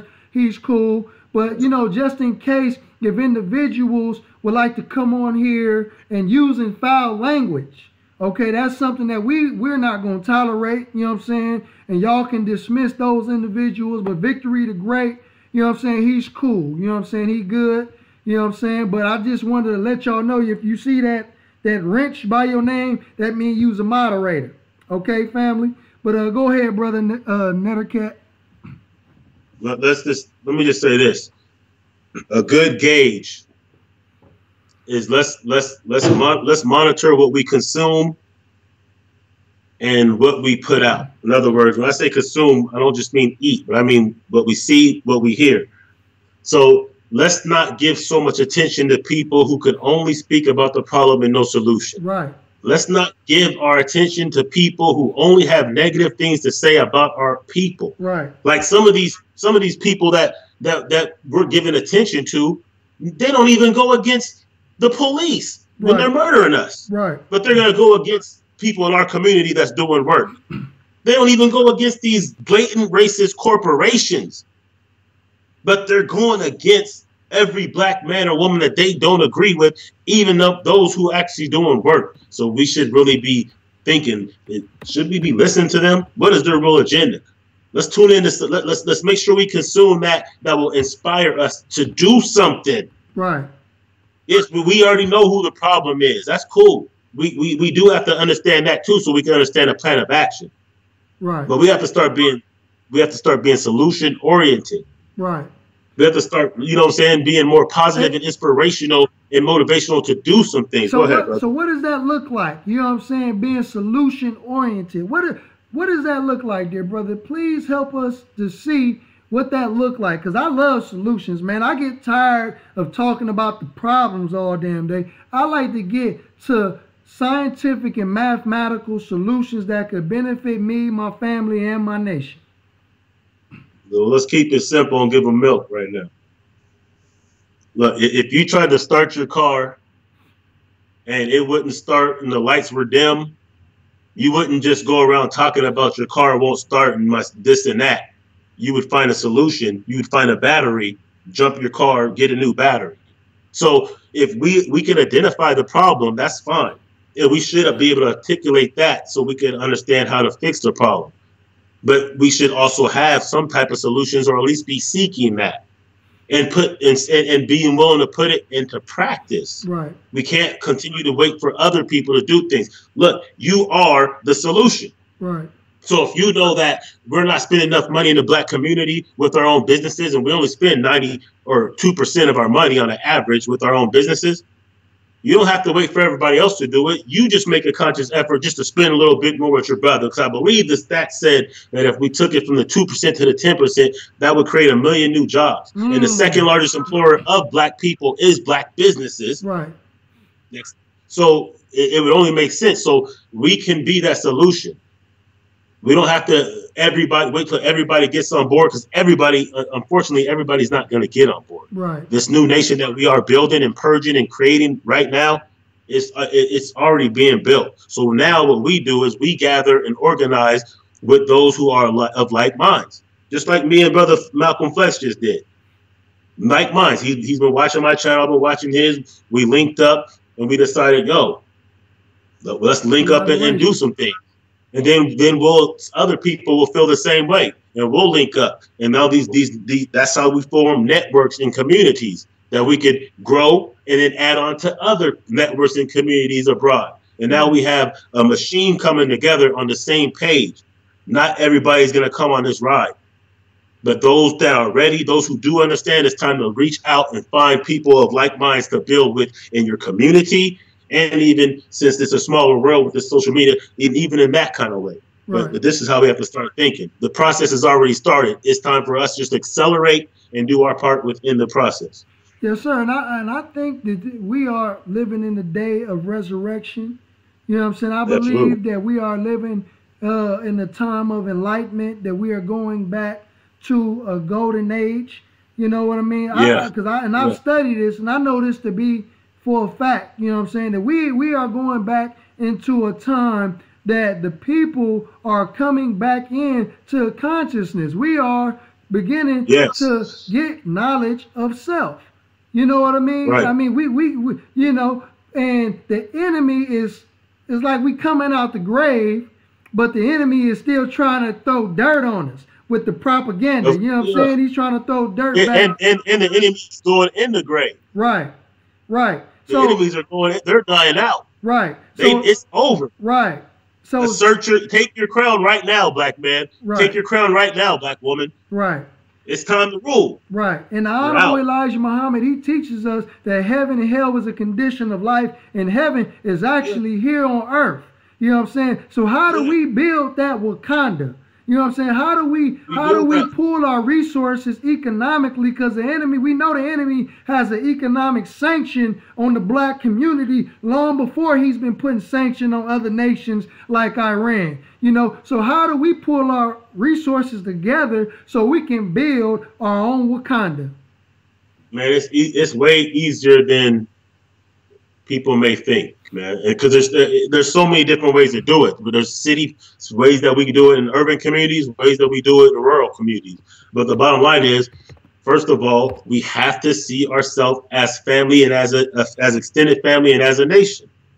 You know what I'm saying? Right. That's why they wanted to sabotage Marcus Garvey, because he was going to connect us with our family across the water. Right. Now they can't stop us from being connected. Right. So we can literally build our own Wakandas. We can literally at least be able to sustain our own communities. This is what I'm saying. Like whatever you could do, whatever you need to do, whether it's something just simple with the youth and mentor, or just speaking to them, to join an active organization. Because once you start joining these organizations, once you get active and you just put your foot in the water, you're gonna start seeing, man, there's other people. There's actually things that are going on in this community that are good. Right. I didn't know nothing about it. Right. It's kind of like what Amos Wilson said about that consciousness. You know what I'm saying? If you were just a square your whole life, you didn't notice that was a trap house. You didn't notice that this person was on this drug, this and that. But then if you started getting on drugs, or you started selling drugs, you start getting into that world, you'll realize a whole network that's out there. Same thing with this consciousness. So when y'all talk about, oh, I don't know, there's no conscious brothers in where I live. There's no conscious. Yeah, there is. You ain't out there. Right. Because if you were, you'd be attracting that, and you would find a network of people who are thinking like you, and you would see that it's not so bad after all. There are actual tangible things getting done. Right. All you have to do is get involved. So if we really want to build that, then that means that we have to look at what Elijah Muhammad said, look at what Marcus Garvey said, you know what I'm saying? And that means we start finding ways to educate our own. We start finding ways to build our own institutions and strengthen the institutions that we have and protect the institutions. That's what Black Power is to a Panther. Right. It's to define, develop, and defend what's in the best interest of Black people. It doesn't mean hating other people. It means define. So we know this is the problem. We have to find that. Now we develop, and then we defend what we develop. Right. It's that simple. So if we have to educate, we have to educate. We have to start growing food, right? Urban gardens, things like that we're involved in out here. We got to be able to grow our own food, stuff like that. Now we start to build. We start to accelerate towards the ultimate goal. If you're in the South, you can grow food in a big farm. There's still 13 cities right now in Oklahoma. Right. Black towns right now. Right. There's a couple dozen across the country, but in Oklahoma alone, so we could build those up. There's so many different ways that we could approach this, man. But first, we have to believe and understand that we can. We have to make sure we're tuned in and getting information so we know that it actually exists, and spreading that around and get involved, man. The Honorable Minister Louis Farrakhan, he gave us a study guide called Self-Improvement, the Basis of Community Development. Okay, and I'm not sure if you read it, dear brother, but it teaches us how to build character, how to build the will, how to build our moral fabric. So why is it important that each individual to not only have knowledge of self, but to have good character qualities? So, because that's what it's going to take to rebuild this nation. It's going to take good character, man, good morals to get where we need to be in the future. The reason why good character is important, because if we don't have character and integrity, then we'll be able to be flipped by our enemies.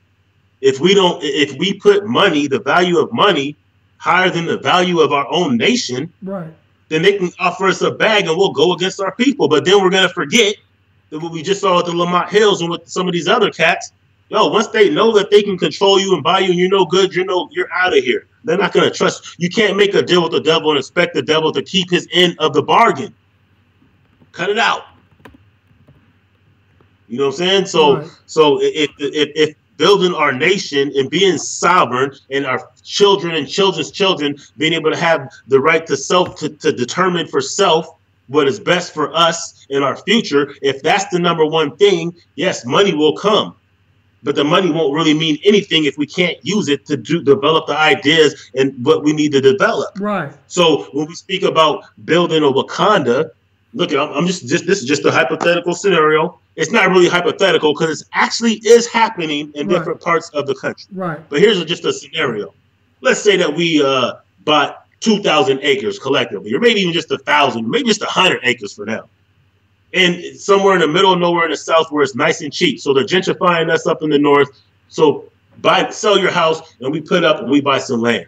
Now we farm on that land. Now we have our own food now. Right. Some of us could build this and that. Now we create our own products. Some of them that we could trade with other countries. Technology is so, working with us right now. We have solar power. We could do the fiber optics for our communications and build our own grids and stuff like that. Right. So now, do we really even need a dollar? Right. If we can connect with our people back home, we could build our own TVs. You know, that vibranium, that's nothing but coltan. We could build our own flat screens on our TVs and our phones. Do we even need an American dollar at this point? Right. Right now we do, because we need to get a tractor. Right now we do, so we can buy that land, so we can buy that seed, so we can buy the different things that we need to build that. Right. But once we have that, what does the money really mean? Right. Yes, sir. And the Mexican brothers and sisters do it. You know what I mean?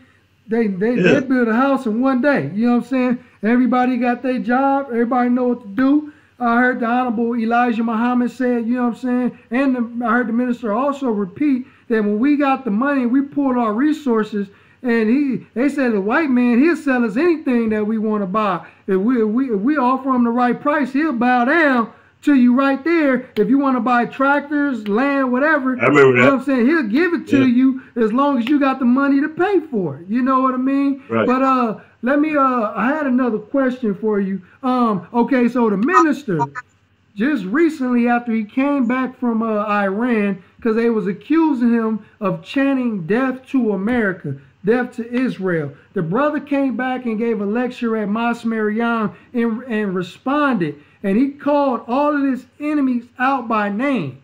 He called them all out by name. And he said, just as Prophet Elijah called out the prophets of Baal to a challenge. And he challenged all of the Zionists, all of the presidents, the Jewish presidents. Okay?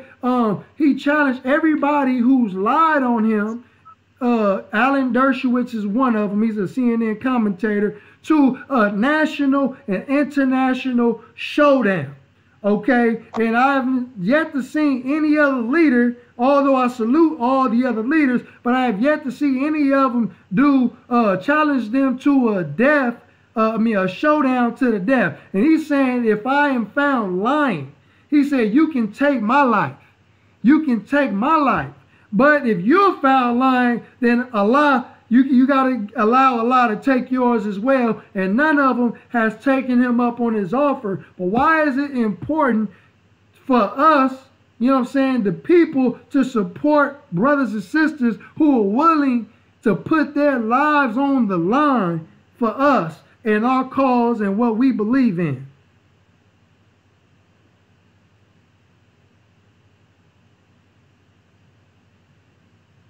Can you hear me? You got to think about it. I was just trying to. Can you hear me? Yes, sir. No, I had it on mute, so we could for the integrity of the audio. But first of all, anybody who's willing to give their life for their people is someone that we should see. Our problem is we'll appreciate him when he's gone. Then we'll all pretend that we was backing him since day one. Right. You know what I'm saying? Because everybody wasn't riding with Malcolm. Everybody wasn't riding with Martin. Let's keep it real. Right. Somebody, it was one of our own who first tried to kill Malcolm and Martin. So let's keep it real. Look, the reason why he can say that and other people can't is because there's nothing that they have that he needs or wants. Right.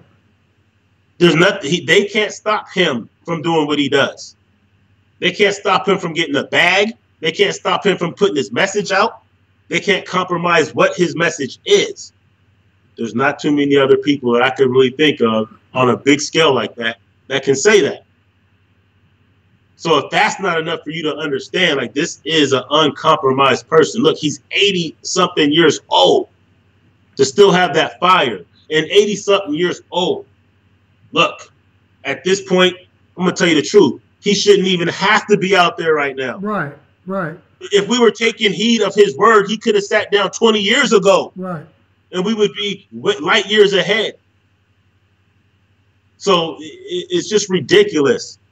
Because these same people, these same keyboard revolutionaries or commentators that always want to throw flames at the minister, they don't have that kind of courage that he has. They don't have the discipline, the integrity. They don't have the receipts for decades.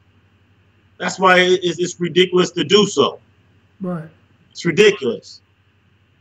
Yes, sir. Because I think us, the people, I mean, if the minister is willing to give his life at a drop of a dime, I believe that we too should be ready to give our lives at the drop of the dime, just as the disciples did in the Bible with Jesus. But when they took him, some of them did break rank, some of them did leave. But I mean, anybody who's willing to do what he did and challenge them nationally and internationally to a debate. I mean, some of us don't really understand the magnitude of what the minister's trying to do, because he's trying to reveal Satan in front of the whole world. And this is what they'll never take that. They'll never take that off. They'll never take that off. It's not even about the life that they won't take the offer. They won't take it because to debate him, regardless, is going to expose them. If you built something, if you built a nation, if you built something upon lies, the last thing you want is to have to get in a debate with somebody who's not afraid to expose you. But I want you to slow down from the we should be willing to give our lives. Everybody ain't built for that. Right. You know what I'm saying? We have to respect that. But at least you should be able to do something, especially if you call yourself speaking on behalf, or if you're tuning in, you know, if your spirit calls you to do something, I will say this. The reason why I said that is because if we are not prepared to give our lives, then a lot of us will turn our backs on the brother when it's really about to go down and lead a man by himself. You know what I'm saying? So that's why I made the comment that I mean, my thing is this. Even if you don't really deep down inside want to give your life, but damn, at least have a bluff game so cold that the enemy can't tell if you ain't willing to give your life or not. You know what I'm saying? Why should he be able to see fear in you? Because once somebody can see the fear in you, then they gonna call you on it. You feel what I'm saying? So it's a psychological thing to where, you know what I'm saying, even if you ain't feeling it, at least you can't look like you afraid. At least I put it like this: at least support those who are. At least, at the very least, you can support those who are willing to do the work. Period, point blank. Right. That's your job. If you don't know what to do right now because you haven't been trained appropriately, or maybe that's not even your calling to be on the front lines in any kind of capacity, but be on the front lines could be on the front lines of education though, as well. It could be on the front line of all different kind of assets. But if that's not you, at least support those who are. At least do that, because we're supporting things that go against us every day. At least support whatever way you can those who are. That's still being at least a battery to the movement. Right.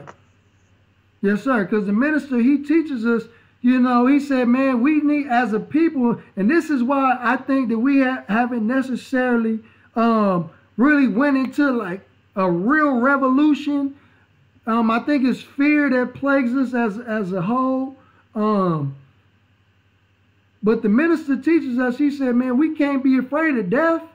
You know what I'm saying? Because we all gonna die anyway. You know what I'm saying? At least die for, not to say, and I'm not on here saying, you know, let's you know, do the damn thing. But I'm just saying, like, as far as the showdown aspect goes, when the minister called the enemy out to a public, national, and international debate, you know what I mean? I mean, damn, man, who wouldn't pay to see that? You know what I'm saying? Farrakhan versus the ADL. You know what I'm saying? The Anti-Defamation League. You know what I'm saying? And the Sovereign Property Law Center. You know what I'm saying? Yeah, but they ain't that stupid, though. They are not that dumb. I'm telling you, they're not taking that debate. Right. I hope they do. Right. I wish they would. Send somebody. But they ain't gonna do it. Right. They can't win, and they know it. They can only lose from that. They'll only get exposed. They can't actually dispute what he's saying, or they would have. They don't call him a liar. Right. All the things they call him, they don't call him a liar. They don't say what he's saying is false. Right. Do they? No, They'll say he's a racist, he's anti-Semitic, but they don't say what he's saying isn't true. Right. They validate the teachings of Elijah Muhammad, even though they don't give him credit. Right. Things that he was saying 60 and 70 and 80 years ago, you'll hear now being said by them and their scientists. Right. But they ain't going to give you that. That's where it came from. Yeah, it makes sense. All they will do is validate who God is, and that will change the paradigm in a way that they ain't willing to do. They ain't giving that up. We got to take that. And that's a good point right there. That's a good point there, brother, because like you said, they keep quiet. They don't say whether the man is lying or is he telling the truth. And I think this is where some of the confusion coming in, because the people are like, because I mean, it sometimes it takes for white people to validate certain black issues for us to see like, oh damn, this is real. You know what I'm saying? Like, damn, it took somebody white to get you to see what your black brothers and sisters been trying to tell you for decades. Yeah. You know what I'm saying? This just not making any sense, But yes, sir, dear brother. Do you have any more comments, any more remarks? I see the viewers going up, the chats is going up. You know what I mean? So, Talk, you got any more questions before we get out of here? No, sir. I just want to say liberationmindedmedia.net. Check out the Neterket channel. Make sure you subscribe to this channel, the Malcolm Flex channel, if you ain't already subscribed, and hit the bell and share this content. Share this. Give it a share. Give it a like. Help the algorithms, because more people should be privy and exposed to those who are actually saying things that need to be heard and understood. Make sure we validate that like we validate the ratchetness in the community. Like, because we're quick to share two of our sisters fighting and pulling each other's weaves out.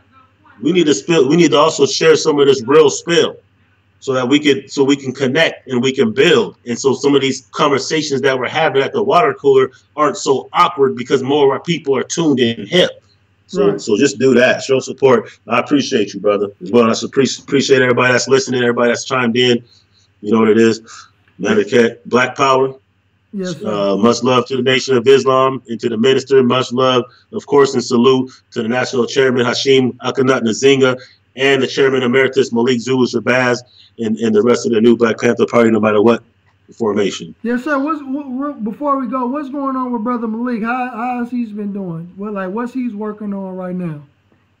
A lot of the work that he's doing is involved in justice, the Black Justice League, the Black Lawyers Justice that he has going on. He's doing a lot of high-profile cases with some of the police brutality and police misconduct and things like that. There are a lot of different things he's involved in as far as with the struggle and with our people. So he's still active. Good brother. Okay, yes, sir. Yes, sir. Quick question though. If you still got time. Go ahead. Okay, yes, sir. So what made you join the new Black Panther Party? Well, I'll tell you like this. I mean, when I was young, besides wanting to be a football player, basketball, or rapper and all that, I didn't know what it meant, but I wanted to be a black leader. But I seen the Black Panthers, saying on TV from the clips that they would show, because I was born, and I was born just a few years after one of the last chapters disbanded. And that chapter was in Seattle. It was one of the longest strongholds. And I was born right in that same neighborhood. So that atmosphere was there. And I just liked the feeling when I would watch a Malcolm X clip or something like that. And I wanted to be somebody that did something for the people. So when I got the opportunity, I took it, regardless on if I, and I also was in the mosque, in the study group here in the same neighborhood.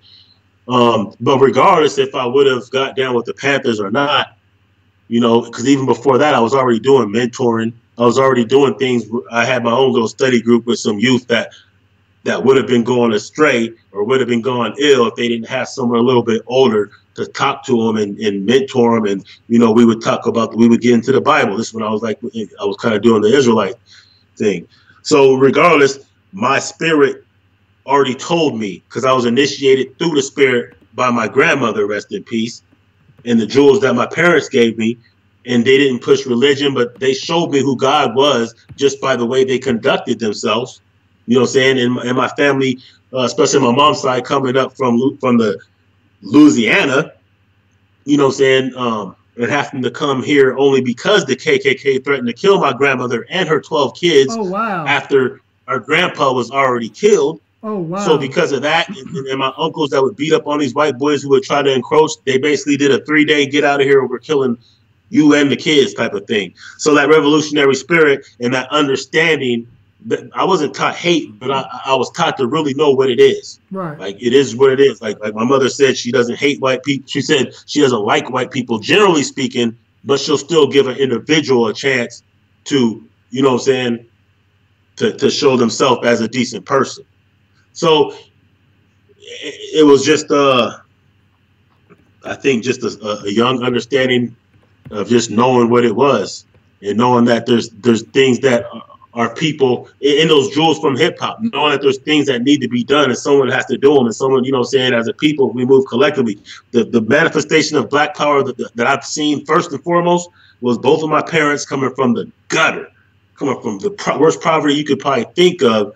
But Wow. only because they stuck together, they pulled themselves out of it, even if they had to get down and, you know what I'm saying? Pops might have had to do what he did when he got back from Vietnam. It is what it is. Right. But they stuck together and they pulled themselves up by any means. Right. And then they did the same for the rest of the family.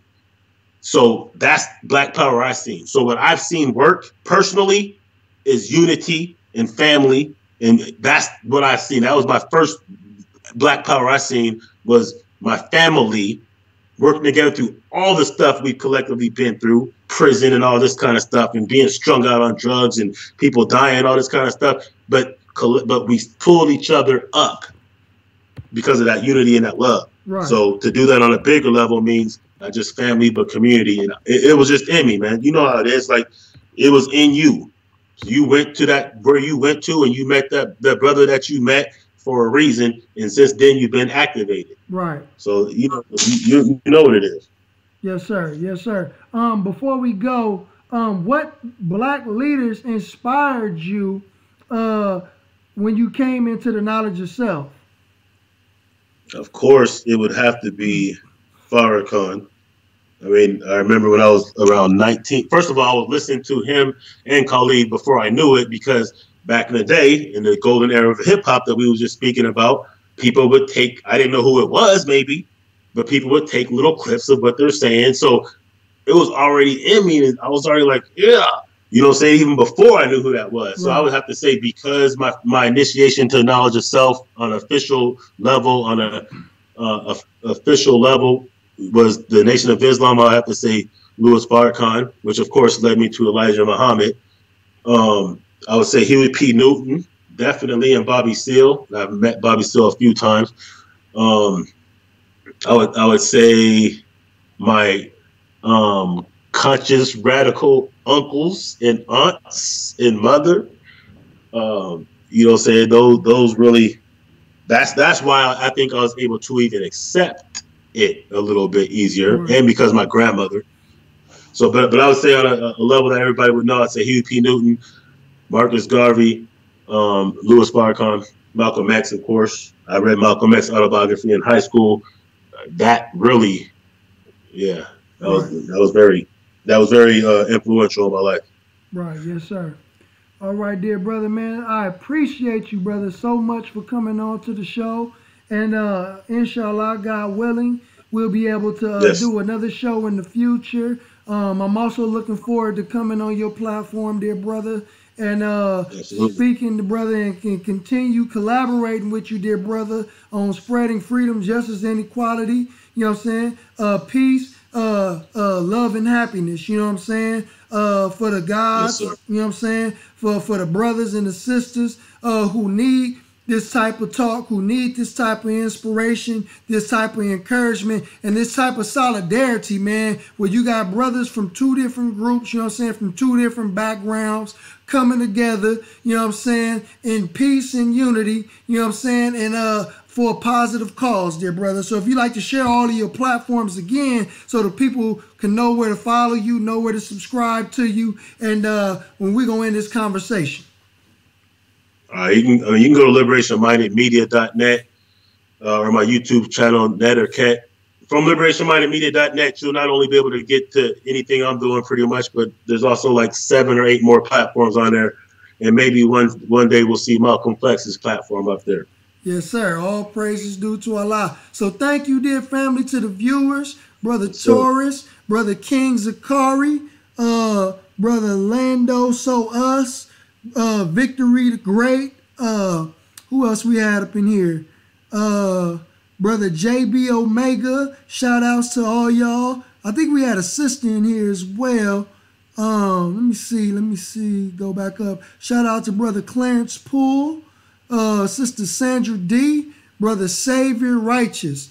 Man, shout out to y'all. Again, this is your brother Malcolm Flex. I appreciate you. Love you so much. We about to end this live stream. Next time we be back with another exclusive. I told you all that I'm going to try